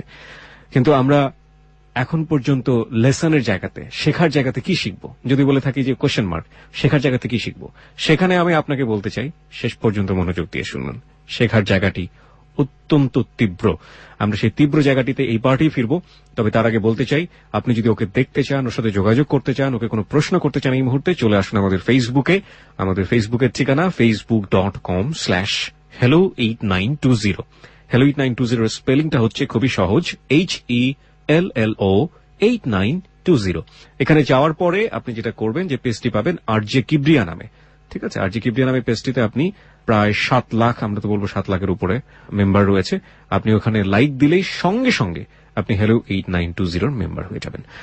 আর যারা আমাদের এখানে আসতে চান জীবনের গল্প নিয়ে, তারা আসতে পারেন। সেজন্য ফোন করতে হবে আমাদেরকে। 91156668 হচ্ছে আমাদের নাম্বার, 91156668। 24 ঘন্টা খোলা থাকে নাম্বারটি। এখানে ফোন করার পরে আপনি 3 মিনিটের মতো সময় পাবেন। এই 3 মিনিটের মধ্যে আপনি আপনার জীবনের গল্পের সবচাইতে মূল যে বিষয়টি সেটা বলবেন। বলার পরে বলবেন আপনার ফোন নাম্বার কিংবা আপনার সেল নাম্বারটা স্পষ্ট করে, এবং আপনি আপনার সঙ্গে যোগাযোগ করতে বলবেন। আমাদের টিম মেম্বার শাকিল আপনার সঙ্গে যোগাযোগ করবে। এখানে আমরা স্পষ্ট করে বলি যে hello8920 তে অসম্ভব দামি জীবনের গল্প আছে, বলা ফোন আছে, কিন্তু শুধুমাত্র সেল নাম্বারটা স্পষ্ট করে না বলার কারণে, কিংবা যে সেল নাম্বারটি দিয়েছেন সেটা বন্ধ করে ফেলার কারণে আমরা তাদেরকে এখানে হাজির করতে পারিনি। সুতরাং যারা চেষ্টা করেছেন hello8920 তে জীবনের গল্প বলার জন্য, আমি তাদের সবাইকে বলবো, আপনি 1 বার করেছেন, 10 বার করেছেন, 20 বার করেছেন, টেন্স হবার কোনো কারণ নেই। আপনি চেষ্টা করতে থাকুন। একবার না একবার শাকিলের ফোন আপনার ফোনে অবশ্যই বেজে উঠবে। আর প্রিয় শ্রোতা, আমাদের নাম্বারটা আমি আরো একবার বলছি, 91156668। 24 ঘন্টা খোলা থাকে এই নাম্বারটি আপনার জন্য। লাবণ্য, ফিরি আপনার কাছে আবারও। আপনি যেটা বলছিলেন যে আপনার সেকেন্ড হাজবেন্ড আপনাকে মারধর করে রুমের মধ্যে সেন্সলেস অবস্থায় পড়ে আছেন, আপনি ওই অবস্থায় আপনাকে বাইরে থেকে তালা মেরে সে চিটাগাং চলে গিয়েছে। হ্যাঁ, তো পরবর্তীতে সে আমার বাবা মাকে কোনো খবর দেয়নি, পাশের ভাড়াটিকে কোনো খবর দেয়নি, সে চলে গেছে। তখন আমি সারাদিন আমার মাকে আমি ফোন না দিচ্ছি, না গিয়েছি, তখন আমার মা আমাকে খোঁজ নিতে আসছে। আসার পর দেখে আমার দরজা লাগানো, সে ভাবছে আমি বাইরে গেছি, দ্বিতীয়বার চলে গেছে। কিন্তু সবচেয়ে আশ্চর্যজনক বিষয় হচ্ছিল যে আমার বাবা তখন একটা সমিতির সাথে যুক্ত ছিল, সেই সমিতিটা ছিল আমার ফ্ল্যাটের পাশের ফ্ল্যাটে। কিন্তু আমার বাবা ওই যে দরজা তালা মারা দেখছে, সেজন্য আসে যেতে পারেনি। আমার হাজবেন্ড যে ওই যে ভাড়াটার ঘরে চাবি দিয়ে গেছিল, এটা আবার তারা জানতো না। ভাড়াটা বলছে আমিও বেরিয়েছি, হাজবেন্ডও বেরিয়েছে, তাই হাজবেন্ড চাবি দিয়ে গেছে। তো চাবি দেওয়ার সময় তাকে কিছু বলে যায়নি যে ঘরের মধ্যে আপনি আছেন? না না না, সে চাবি দিয়ে চলে গেছে, আমি বাইরে চলে যাচ্ছি, তার মানে তার আগে আমি চলে গেছি, এরকমটা একটা মিনিং করে গেছে। পরে উনি জিজ্ঞাসা করছে কোথায়, জানি না, মনে হয় কোথাও গেছে। আমার মা কিভাবে যেন বলতেছে কি ওর ঘরে তাহলে আমার কিছু বাটি আছে, বাটিগুলো নেব। আমি তার আগের দিন সারাদিনের না খাওয়া, সে বাইরে গিয়ে খেয়ে আসতো, আমার জন্য খাবার আনতো না। আপনার হাজবেন্ড? হ্যাঁ, তো আমি সেই দিনও সারাদিন সেন্সলেস। তো মা সন্ধ্যাবেলা ঢুইকা দেখে আমাকে, দেখে একটা চিৎকার করছে। এক চিৎকার আমার বাবা আমার সব চলে, বাবা পাশের ফ্ল্যাটে ছিলেন, সে তার ভাড়াটা সব চলে আসছে। আসার পর ওইখানে আমাকে সুস্থ করে আমাকে ওইখান থেকে বাড়ি নিয়ে যায়। এরপর আর কোনো দিন, মানে ওই দিন থেকে সেপ্টেম্বর অক্টোবর থেকে এই পর্যন্ত আমার হাজবেন্ডের সাথে আমার আর কোনো যোগাযোগ হয়নি। তার মানে কাকতালীয় ভাবে সেদিন যদি আপনার রুমে আপনার মা না ঢুকতেন তাহলে আপনি ওখানে তাহলে মারা আমাকে যেতেন। নিহত পেত ওখানে। এরপর আমাকে বাসায় নিয়ে গেছে, আমার চিকিৎসা করাইছে। আমি 27 রোজ আমাকে হসপিটাল থেকে বাসায় আনছে। ঈদের পরপরই আমি আবার আমার খোঁজে বের হয়ে গেছি। এই প্রথম আমার জীবনে, মানে আমি যত অসুস্থ, শুধু আমার মা আমাকে সাপোর্ট দিল। তখন আমার বাবা আমাকে তখন পর্যন্ত নির্বাক হয়ে তাকায় দেখছে, শুধু আমাকে কোনো সাপোর্ট দেয়নি। আমি আমার মতো বের হয়ে গেছি, আমি ওই ঘরে থাকিনি। ঈদের পরপরে আমি বের হয়ে বাসা ভাড়া নিচ্ছি, নিয়ে আমার মতো চলে গেছি। চলে যাওয়ার পরে আমার এক ভাইয়া আমাকে বললো, আমি একটা বাসা চিনি, তুই তো এই লাইনে আছিস। ভাইয়া বুঝতে পারছিস আর কি, আছিস তুই আমার একটা বাসা চিনি, তুই ওখানে চল। ওখানে যাওয়ার পরে আমাকে ওই আন্টি দুটা লোকের সাথে পরিচয় করাই দিচ্ছে। প্রথম দিন যাওয়ার পর সে আমাকে রাখেনি, পরের দিন আমাকে বলছে তোকে ফোন দেবো, সে আমাকে ফোন দিছে। ফোন দেওয়ার পরে আমি গেছি, যাওয়ার পর একটা লোক, সে খুব ভালো চাকরি করে, একটা লোকের সাথে পরিচয় করাই দিছে। বলছে তুমি তাকে সময় দাও, সে তোমাকে খুশি করে দেবে। তখন কিন্তু আমি অভাবে অবস্থায়, অনটন অবস্থায়, বাবা মারও দুঃসহ অবস্থা। বাবা মা যে সমিতির সাথে আছে, বাবা সেই সমিতি টাকা আটকে গেছে, ঘরে চাল নেই। মা ফোন দিয়ে কান্নাকাটি করছে। মানে এত কষ্ট পেয়েছি যে, মানে নিজে অশান্তিতে ছিলাম, কখনো বাবা মা ভাই বোনকে অশান্তি দেখায়নি, কষ্ট দেখায়নি। সেখানে আমি সময় কাটানোর পরে সেই দিন আমাকে ওরা দিয়েছে 2000 টাকা। আমি 1000 টাকা নিজের জন্য রাখছি, 1000 টাকা বাসায় পাঠিয়ে দিচ্ছি, ওরা ওদের মতো চলছে। এরপরে 3-4 দিন পরে আন্টি আমাকে আবার ডাকছে। তখন দেখা হয়েছে আমার সাথে এক ডক্টরের সাথে। এক ডক্টর, তখন সে মানে আমার সবকিছু শুনলো। তখন সে আমাকে বলল যে তুমি আমাকে কথা দাও যে তুমি কখনো অন্য কাউকে সময় দেবে না, তুমি আমাকেই সময় দেবে, এমনকি তোমার যা কিছু দরকার ভরণ পোষণ সম্পূর্ণ আমি দেব। নভেম্বর ডিসেম্বরের ঘটনা, সে এই কথাটা বলছে। বলার পরে আমি তার কথা বিশ্বাস করতাম না। তা আমি তো অনেককে দেখছি। তখন আন্টি আমাকে বললো তুমি ওর কথা বিশ্বাস করো। তখন এই দুইজন লোকের সাথে আমার ঘুরে ফিরে তাদেরকে সময় দিয়ে আমার সংসার টিকতো, এমনকি আমার ফ্যামিলি চলতো, এমনকি আমার স্কুলে শিক্ষকতাটাও চলতো। পরে দেখা গেছে যে তার কথা আমি আন্টির ভরসা পেয়ে আমি ওকে, আন্টি আমাকে, হ্যাঁ আমি তার বাসায় গিয়ে আমি একটা নোংরা পরিবেশে জড়াইছি আবার দ্বিতীয়বার, কিন্তু সে আমাকে নিজের মেয়ের চেয়ে বেশি ভালোবাসছে। সব সময় একটা ভালো ডিসিশন দিছে, ভালো কথা বলছে। এই আন্টির সাথে আপনার পরিচয় হলো কিভাবে? আমার ওই ভাইয়া আমাকে নিয়ে গেছে ওই বাসায়। কোন ভাইয়া? আমার একটা ভাইয়া ছিল আর কি। কোন ভাইয়া এটা? এটা আমাদের এলাকার একটা উনি ছেলে। আপনার সম্পর্কে এই ব্যাপারে জানতো যে যেহেতু উনি বাসাটা নিয়ে গেছে, মানে আপনার ওখানে একটা পারপাস সার্ভ হবে, তার মানে এই উনি ভাই আমার এই ব্যাপারটাকে ধারণা করে আমাকে জিজ্ঞাসা করছে, আমি স্বীকার করছি তার কাছে। সেও আমাকে হেল্প করতো বিনা স্বার্থে। সে আমাকে নিয়ে গেছে, কয়েক চলো তুমি এইভাবে কত কষ্ট করবা। আর আমার যে টোটাল যে 1.5 মাস বা 2টা মাসের যে ঘটনাগুলো আমার সেকেন্ড হাজবেন্ডের, এগুলো সব সে জানতো। তারা কিভাবে নিজেরাই জানতো? আমাকে বিয়ে দিচ্ছে। ওকে। আমাকে বিয়ের দিন ওই বাড়িতে পৌঁছায় দিছে আমার ওই ভাইয়া। সে আমাকে হেল্প করছে, 1000, 500, 100 দিয়ে সে আমাকে হেল্প করছে। এমনকি বিশ্বাস করতে পারবেন না, আমার বিয়ের যে খরচাটা সেটাও আমার বাবা আমার টাকা থেকে করছে। সে একটা টাকা খরচা করেনি, একটা টাকা দেয়নি। তারপরে এই যে 2টা বছরে সে যে ঋণগুলা করছে, এই ঋণগুলাও আজ পর্যন্ত আমি দিচ্ছি। এই কাজগুলো করে আমি এখন এই কাজগুলো করি না, বলতে যে শুধুমাত্র যে আমি যে 10 জনের সাথে মিশবো সেটা করি না। জাস্ট আমার ওই ডক্টরের সাথে খুব ভালো একটা ফ্রেন্ডশিপ আছে। প্রতি সপ্তাহে সে আমাকে একটা খরচে টাকা দেয়, যাতে করে আমার আর এইসব নোংরা কাজে ঢুকতে না হয়। সে পৃথিবীর যে প্রান্তে থাকুক না কেন, সে প্রতি সপ্তাহে আমার টাকাটা আমাকে পাঠিয়ে দেয় আমার মোবাইলে। and you have that kind of relationship with that doctor, right? আপনার তো ডক্টরের সাথে এই সময় কাটানোর মতো একটা রিলেশনশিপ আছে। হ্যাঁ, সময় কাটানোর মতো একটা রিলেশনশিপ আছে। তারপরও সে যথেষ্ট ভালো, আমি তাকে মন্দ বলবো না, সে ভালো। তারপরে দেখা যায় তার যে রিলেশনটা, আমি এখন বর্তমানে আমার একটা স্টেশনারি আছে, বইয়ের লাইব্রেরি। উনি যখন আমাকে হেল্প করতেছিলেন তখন উনি আমাকে বললো যে তুমি কিছু একটা করো, শুধু মাস্টারি দিয়ে তোমার হবে না, তুমি মাস্টারিটা ছেড়ে দাও, তুমি কিছু একটা করো। শেষে যে গ্রাম সরকার আমাকে বিয়ে দিয়েছিলাম, প্রথমে বলছিলাম, সেই গ্রাম সরকার আমাকে একটা প্রোডাকশন হাউস বলতে একটা এম্ব্রয়ডারি হাউসে জব নিয়ে দিল। সেখানে 6000 টাকা বেতনে জব নিয়ে দিছে। আর যে ডক্টরের সাথে আমার ফ্রেন্ডশিপ আছে, সে আমাকে কিছু টাকা দিল একটা দোকান করার জন্য। কত টাকা? প্রায় ওখানে 20,000 টাকা হুম। দোকান করছি। আমি ওখানে একটা মানে চিন্তা করলাম কি করব। তখন আমার তো অনেক স্কুলের সাথে যোগাযোগ, তখন আমি বইয়ের লাইব্রেরি দিলাম। বইয়ের লাইব্রেরি মানে স্টেশনারি, স্টেশনারি, বই, খাতা, পেন্সিল, রাবার বা গাইড এটু সব পাওয়া যাবে ওখানে। ওকে। আজ অব্দি আমার বাবা সাপোর্ট করেনি। এমন কি 2-1 দিন আগের ঘটনা যে আমার বাবাকে যাকে আমি এত হেল্প করছি বা আমি যাকে নিয়ে এখনো বেঁচে আছি, আমি আজীবন বেঁচে থাকবো, এর আমার সাথে যাই করুক না কেন, আমার বাবা 2-1 দিন আগে আমাকে মেরে আমাকে আমার মাকে দোকান থেকে বের করে দিয়ে ওই দোকানটা সে নিজের করে নিছে। স্টিল কিন্তু ওই দোকানের যতগুলো জিনিস সবকিছু আমার। এমনকি বাবা আমাকে খুব বৃষ্টি ভাষায় একটা বকা দিয়ে বলছে, তুই তো ভালো না, তো খারাপে টাকা দিয়ে তুই দোকান করছিস বা তুই খারাপে টাকা আমাকে দিছিস। তখন আমার এত কষ্ট হয়েছে যে যেই বাবা মার জন্য আমি নিজের সবকিছু বিসর্জন দিয়ে দিছি, সেই বাবা আজকে আমার দোকান আমার সাথে মানে প্রতারণা করে যেন নিয়ে গেল। আজকে সেই দোকানে আমি নিজে দাঁড়াইতে পারতেছি না, বাধ্য হয়ে দোকান থেকে সরে আসছি। যে সে বলতেছে এই সবকিছু আমার, তোর কিছুই নাই এখানে। আমি যে তাকে 2-2.5 বছর দেখলাম, তাদের সংসারটাকে চালালাম, নিজে কষ্ট করলাম, এর কিছুই আমার বাবা স্বীকার করে না এখন। আর আমাকে যা তা বলে যে আমি ভালো না, আমি খারাপ।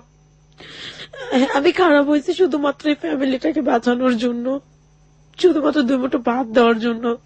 কি করবো, নয়তো বোনটা নষ্ট হয়ে যাবে, ভাইটা বকাইটা হয়ে যাবে, মার কারখানায় চাকরি করতে হবে। আমার এত কিছু হয়ে গেছে, আমার মাকে আমি কখনো বাইরে কাজ করতে দেইনি, আমার বোনকে আমি কখনো বলি নাই তুমি একটা টিউশনই করো, কিচ্ছু করে না ওরা, আমি চালাই। আর আজকে মানে 3টা বছর আমার বাবা বসে খাইছে, মানে আমার সংসারেই ছিল। And এখন যে দোকানটা আছে সে এখন ওই দোকানেই করে, আমার সাথে সে টোটালি যোগাযোগ বন্ধ করে দিচ্ছে। সে এখন আমার দোকান চালায়, সে তা দিয়ে সে নিজে চলে। আর আমি একটা প্রোডাকশন হাউসে জব করে মা বাবা ভাই বোন সবাই কিনে চলতেছি।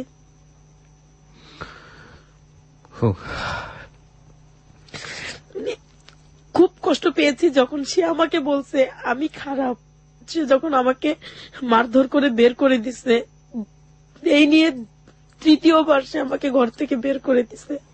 প্রথমবার দিয়েছে আমার হাজবেন্ড সহ, 2য় বার আমাকে দিয়েছে আমার ভুলের কারণ, সে বলে আমার ভুল, কিন্তু অন্য একটা মিথ্যে কারণে সে আমাকে 2য় বার ঘর থেকে বের করে দিছে। এই 3য় বার সে তার জীবন থেকে আমাকে বের করে দিল। তো আজকে আমার কিন্তু কিছুই নেই, সবকিছু তাদেরকে আমি বিসর্জন করে দিছি, সবকিছু তাদেরকে আমি দিয়ে দিছি, তারপর আজকে তারা আমাকে জায়গা দেয় না। আপনার বাবা তো আপনাকে বারবার বের করে দিয়েছে, তারপরও আপনি এত কষ্ট করে এবং এই রকম ভাবে নিজেকে, আমি ভাইয়া সারাদিন না খেয়ে থাকতাম, একটা টাকা আমি আউট খরচা করতাম না।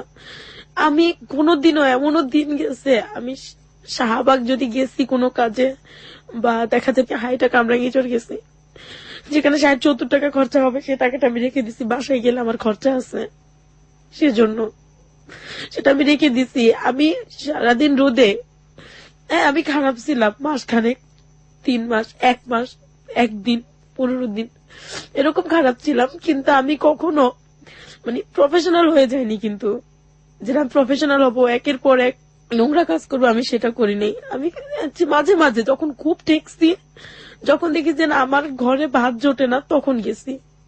আর না তো আমি এই রোদে রোদে টিউশনি করে কষ্ট করে সবকিছু করে, আমাকে কেউ সাপোর্ট দেওয়ার ছিল না, আমাকে কেউ সাপোর্ট দেয়নি। আমার পুপু, আমার খালারা, আমার মামার আমাকে কেউ সাপোর্ট দেয়নি, আমার চাচুরা, তাহলে এমনকি নিজের বাবা মাও আমাকে সাপোর্ট দেয়নি। কিন্তু আমার আজকে আমি স্বীকার করতে বাধ্য যে আমার এত কিছুর পরও আমার মা আমার সাথে আছে, আমার মা তার স্বামী ছেড়ে আমার সাথে আছে। আপনার মা ধরেন কিছুদিন পরে তার স্বামীর কাছে ফিরে গেল, কেউ আপনার সাথে নেই এবং এই মানুষগুলোর মুখে অন্ন জড়ছে না, আগের মতোই অবস্থা, তারপরও কি আপনি তাদেরকে আমি দেখবেন? সারা জীবন তাদেরকে দেখবো। আমি যদি কারো জীবনেও যাই, কারো সংসারেও যাই, তারপরও আমি তাদেরকেই দেখবো। আমার সবকিছু ফেলে আমি আমার এই বোনটা, যতদিন আমার বোনটার বিয়ে না হচ্ছে, যতদিন আমার ভাইটার বড় না হচ্ছে, কাজের ব্যবস্থা না হচ্ছে, ততদিন আমার মা যতদিন বেঁচে আছে, আমি ততদিন তাদেরকে দেখবো। এই সমাজে ভালো লোকের মানুষের সংখ্যাও বেশি, কিন্তু তারা অনেক বেশি সাইলেন্স থাকে। আজকে আপনি হ্যালো ইট 920 তে এসে আপনার জীবনের যে কথাগুলো আপনি বললেন, এই কথাগুলোই তো অনেক সময় নেগেটিভ হয়ে যেতে পারে আপনার বোনের বিয়ের জন্য। আপনি এটা কখনো ভেবেছেন? নেগেটিভ হবে না, কারণ হচ্ছে কি যে আমার হতে পারে, কার ভাগ্যে ভাইয়া কি আছে আমি কিন্তু জানি না, কিন্তু তারপরও যদি কোনো ভালো মানুষ এই পৃথিবীতে থেকে থাকে আমার বোনকে বিয়ে করবে। আমার বোনের এখন আমি বিয়ে দেব না। আরো সে এখন ম্যাট্রিক পরীক্ষা দিচ্ছে, সে আরো লেখাপড়া করবে। আমার স্বপ্ন আছে আমার বোনটাকে আমি লেখাপড়া করাবো। আমি জানি একদিন আমার পাশে কেউ থাকবে না, ভাই বোন সবাই আমার সাথে প্রতারণা করবে, কিন্তু কেউ বলুক না বলুক, এতটুকু তাদের মনে থাকবে যে আমার বোন একদিন আমাদেরকে লেখাপড়া করাইছে।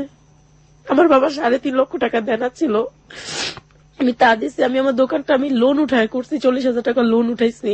আমার ফ্রেন্ড আমাকে 20,000 টাকা দিচ্ছে, তারপরে তো প্রতি সপ্তাহে খরচ দিচ্ছে, আমার বেতনের টাকা আছে। আমি সবকিছু মিলে আমি আমার দোকানটা দিচ্ছি। অনেক স্বপ্ন ছিল আমি দোকানটা বড় করবো, কিন্তু আমার বাবা আমাকে সেই স্বপ্নটা অন্তত পূরণ করতে দেয়নি। সে আমাকে ডাইরেক্ট বলছে যে এই দোকান তার, আমার না।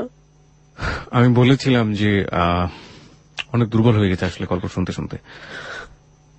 কি শিখবো জীবনের গল্প থেকে, আজকের এই জীবনের গল্প থেকে, এবং সেজন্য আমাদেরকে এ পর্যন্ত শুনতে হয়েছে।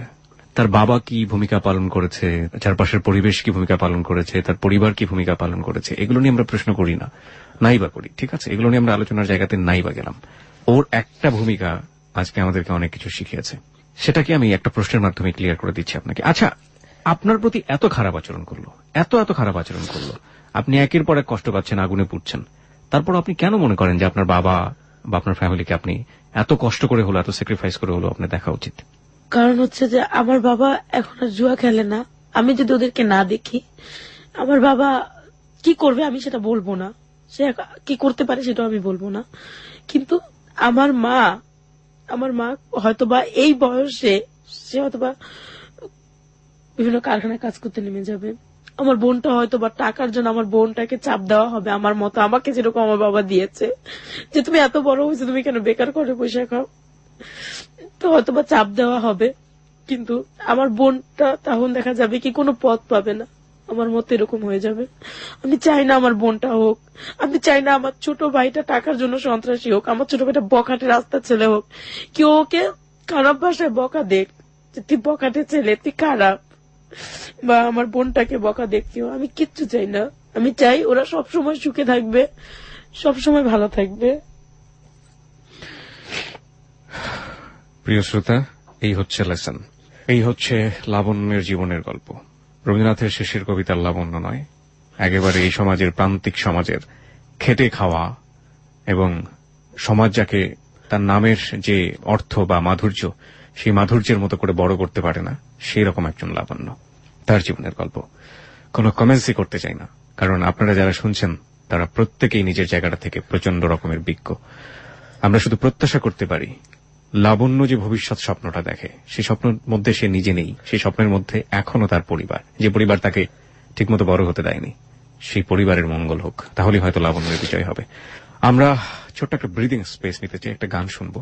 এখন এই জীবনের গল্প হয়তো আমাদের কোন এক গানের সাথে মিলে যাবে, সেটার পরপর আমরা বেশ কিছু ফেসবুকের কমেন্টস নিয়ে লাবণ্যের মুখোমুখি হব আবারও। আমি আর জিকিপটি আপনার সঙ্গে রয়েছি, সঙ্গে রয়েছে আমার টিম মেম্বাররা। অসংখ্য কমেন্টস পেয়েছি আমরা ফেসবুকে, এবং লাবণ্য এই মুহূর্তে আমার সঙ্গে আছে। লাবণ্যের কাছে আমরা যাব, তবে তার আগে কিছু কমেন্টস আমরা পড়তে চাই। মেঘলা রোদ্দুর লিখেছে, আপু তোমার নিজের লোকই, তোমার নিজের না। অর্থহীন অনুভূতি লিখেছে, জীবনসঙ্গী নির্বাচনের ক্ষেত্রে সঠিক সিদ্ধান্ত নেওয়া গুরুত্বপূর্ণ, এতে একটা সময়ের প্রয়োজন একে অন্যকে বুঝতে, কিন্তু যার ফ্যামিলি ব্যাকগ্রাউন্ডের এই অবস্থা তার জীবন কতটা সুখকর হবে। কিন্তু এই বোনটা সংগ্রামী এবং বুদ্ধিমতী। নায়েম হোসেন লিখেছে, কি প্রিয়া ভাই, আমাদের সমাজে এইরকম হাজারো লাবণ্য আছে যাদের গল্প আমরা জানি না। হেট করি ওই পিতাকে যে ভাত পায় না, জুয়া খেলে, পিতাকে ঘৃণা করি। ম্যারি খান লিখেছে, আপু যতই অভাব হোক না কেন, আপনার শিক্ষিত বা কিছু একটা লিখেছেন, হচ্ছে বিক্রয় করা সতীত্ব বা কিছু একটা লিখেছেন। মাহি একটা লিখেছে, সমাজ খালি নারীকে স্রোতের বিপরীতে ঠেলে।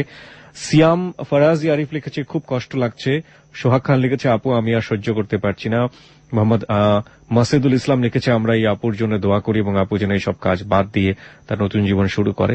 মাহমুদ রশিদ লিখেছে, খুব কষ্ট ভাই, একটা মেয়ে কতটা অসহায় হলে এমনটা হয়, গড ব্লেস ইউ আপু। মোহাম্মদ বেলায়েত হোসেন লিখেছে, জীবন নামই সংগ্রাম, সংগ্রাম ছাড়া জীবনের উন্নতি আসে না, জীবনে সংগ্রাম করতে হবে। লাবণ্য আপু, আপনার জীবনে সংগ্রাম করুন, সফল হবেন।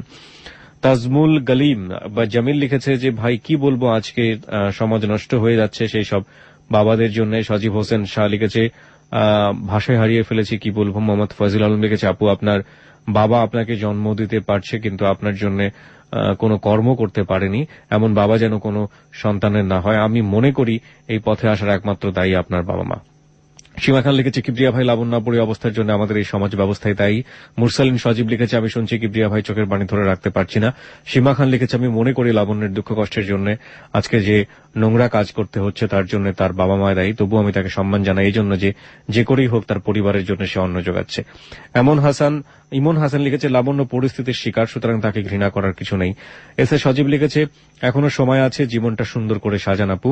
খান আসিফ লিখেছে, nothing but just a little bit hope for her, be happy and don't be hopeless Labanya. Mohammad Shakil Chowdhury লিখেছে, নিজেকে ছেলে বলতে ঘৃণা হচ্ছে, ওরা কি মানুষ নাকি পশু। লাবণ্য আপুকে থ্যাঙ্কস জানাই, এত কষ্টের পরও মা বাবাকে সরালো না। তাহার শোভন, কিবরিয়া ভাইয়া এত কষ্ট করে যে মানুষ টিকে আছে তাকে আমি ছোট করতে দেখি না, অনেক রূঢ় অবস্থা, truly life is complicated. Ahmed Reza Chowdhury লিখেছে, লাবণ্য তোমার জন্য অনেক কষ্ট লাগছে, তুমি পরিস্থিতির শিকার, বাকি জীবনটা সব ছেড়ে এগিয়ে যাবে সেই আশাই করি। কুমার সুজান লিখেছে, হয়তো তোমার অন্ধকার এখনো কাটেনি কিন্তু আলো একদিন আসবেই। আলামিন সানি লিখেছে, আপু তোমায়ও নাক ভালো, তোমার মতো মানুষ হয় না, এরকম কিছু একটা। আব্দুল জব্বার নামের একজন বন্ধু লিখেছেন যে, এই গল্প এখানেই শেষ নয়, হাজারো এমন গল্প প্রতিদিন সৃষ্টি হচ্ছে, এই অসহায় মানুষগুলো কি বা করার থাকে, জন্য সমাজের মুখোশধারী ভদ্র মানুষগুলো কি দায়ী নয়। কুইজের যারা পার্টিসিপেট করেছেন তাদেরকে আমি অনেক অনেক ধন্যবাদ জানাতে চাই এবং একই সাথে যারা লাইক দিয়েছেন এই পেজটিতে তাদেরকেও আমরা ধন্যবাদ জানাতে চাই। তাদের মধ্যে থেকে দুজন পাচ্ছেন হচ্ছে ক্লোজ আপের সৌজন্যে আকর্ষণীয় গিফট হ্যাম্পার। বেস্ট কমেন্ট করেছেন হচ্ছে সীমা খান এবং লাইক দিয়েছেন যারা তাদের মধ্যে থেকে মনির চৌধুরী, আপনি অনেক লাকি। এই দুজন পাচ্ছেন ক্লোজ আপের সৌজন্যে আকর্ষণীয় গিফট হ্যাম্পার। খুব রিসেন্টলি আপনাদেরকে শাকিলের আইডি থেকে একটা শুভেচ্ছা বার্তা পাঠানো হবে এবং খুব সরাসরি আপনার কাছে যোগাযোগ করা হবে আর আপনি এসে এই গিফটটি সংগ্রহ করবেন। প্রিয় শ্রোতা, অনেক অনেক কমেন্টস আমরা পেয়েছি, আরো অনেক কমেন্টস আছে। বিশেষ করে সালমা রেবা লিখেছে, লাবণী আপু আপনাকে আরো ধৈর্য ধরতেই হবে, আপনি পরিস্থিতির শিকার, সমাজে এমন বাবাকে দেখার জন্যই এই আপনাকে সালাম বা কিছু একটা হবে, তবে আপনারা কিছু ভুল ছিল যখন বুঝতে পেরেছেন, তাই কাউকে বিশ্বাস করবেন না, অন্যের মতো একাই ছিলেন, মনে সাহস রেখে। ওকে, আপনি তো শুনলেন শ্রোতারা বিভিন্ন রকমের কমেন্টস করছে, তো আপনার কি বলার আছে শ্রোতাদের উদ্দেশ্যে?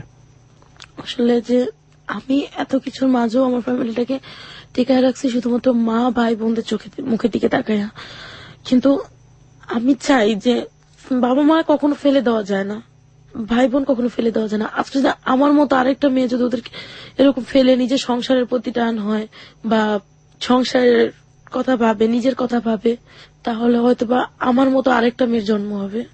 যে দেখা যায় ওরই ছোট বোন, আরেকটা মেয়ের ছোট বোন, সে আমার মতো এই লাইনে চলে আসছে ফ্যামিলিকে খাওয়ানোর জন্য।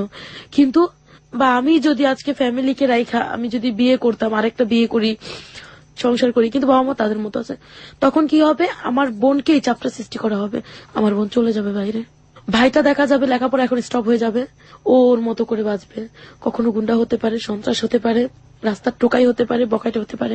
রাইট, শ্রোতাদেরকে কি বলার আছে আপনার? আমার শ্রোতাদেরকে এতটুকুই বলার আছে যে কেউ মানে হার মানবে না, অন্তত আর যাই কিছু হোক ফ্যামিলিটাকে যাতে কেউ ফেলে না দেয়। আর দুনিয়ার সব বাবাদের কি বলার আছে? কোন বাবা যাতে তাদের সন্তানকে এইভাবে তাদের জীবনটাকে নষ্ট করে না দেয় নিজের হাতে করে, কারণ ওদেরকে যদি এইভাবে নষ্ট করে দেওয়া হয়, এইভাবে ওদের সাথে প্রতারণা করা হয়, তাহলে আমার মতো আরো অনেক মেয়ে থাকবে, হয়তো আজকে আমি টিকে আছি, অন্য কোনো মেয়ে টিকে তাও থাকতে পারে, মাঝপথে চলে যেতে পারে, জীবনটা ঝরে যেতে পারে। তাই বাবাদেরকে এতটুকু বলার আছে যে তারা যাতে কোনোদিন মেয়েদেরকে এইভাবে চাপ সৃষ্টি না করে, নিজের যতটুকু শক্তি আছে যতক্ষণ খাটতে পারেন, রিক্সা চালায় হলো এই মেয়েদেরকে খাওয়ান অথবা নিজের সংসারটাকে চালান, মেয়ের উপর চাপ দিয়েন না, এত চাপ না, হ্যাঁ শাসন করেন, চাপ দেন যে তুমি বড় হয়েছো কিছু করো, কিন্তু এইভাবে না যে নিজের বাড়ির জন্য আমার সব বিক্রি করে দিতে হবে, এগুলো ঠিক হবে না। প্রিয় শ্রোতা, এখানেই শেষ হচ্ছে লাবণ্যের জীবনের গল্প। আমরা আরেকটু পরে ফিরব। কিচ্ছু বলতে চাই না। বাবা যদি হই তাহলে এমন বাবা যেন হই যে বাবা সন্তানের জন্য পরিপূরক। ক্লোজ আপ প্রেজেন্স হ্যালো 8920 আজকের জীবনের গল্প এখানে শেষ হচ্ছে, কিন্তু হ্যালো 8920 শেষ হচ্ছে না। দুদিকে বেরিয়ে আসে। এই হাত দুটো লাগানো হয়েছে একটা সেরা জামার দুটো আস্তিনের মধ্যে দিয়ে। খাড়া বাসটার মাথায় রয়েছে একটা উপর কাটা মাটির হাঁড়ি। দূর থেকে বোঝা যায় না, কিন্তু অনুমান করলেন সেই হাড়ির রং কালো, আর তার ওপর সাদা রং দিয়ে আঁকা রয়েছে ডেবা ডেবা চোখ মুখ। আশ্চর্য এই জিনিসটা। পাখিরা আসল মানুষ ভেবে ভুল করে আর তার ভয়ে খেতে এসে উৎপাত করে না। পাখিদের বুদ্ধি কি এতই কম? কুকুর তো এ ভুল করে না, তারা মানুষের গন্ধ পায়। কাক চড়ুই কি তাহলে সে গন্ধ পায় না? মেঘের মধ্যে একটা ফাটল দিয়ে রোদ এসে পড়ল কাকতাড়ুয়াটার গায়ে। লক্ষ্য করলেন যে জামাটা কাকতাড়ুয়াটার গায়ে পরানো হয়েছে সেটা একটা সিটের শার্ট। কার কথা মনে পড়লো ওই ছেঁড়া লাল কালো সিটের শার্টটা দেখে? অনেক চেষ্টা করেও মনে করতে পারলেন না, তবে কোনো একজনকে তিনি ওরকম শার্ট পরতে দেখেছেন বেশ কিছুকাল আগে। আশ্চর্য, ওই একটি নকল প্রাণী ছাড়া আর কোনো প্রাণী নেই। আর ওই কাকতাড়ুয়া, মৃগামবাবু আর ওই কাকতাড়ুয়া। এই সময়টা খেতে কাজ হয় না বলে গ্রামের মাঠে ঘাটে লোকজন কম দেখা যায় ঠিকই, কিন্তু এরকম নির্জনতা মৃগলবাবুর অভিজ্ঞতা এই প্রথম।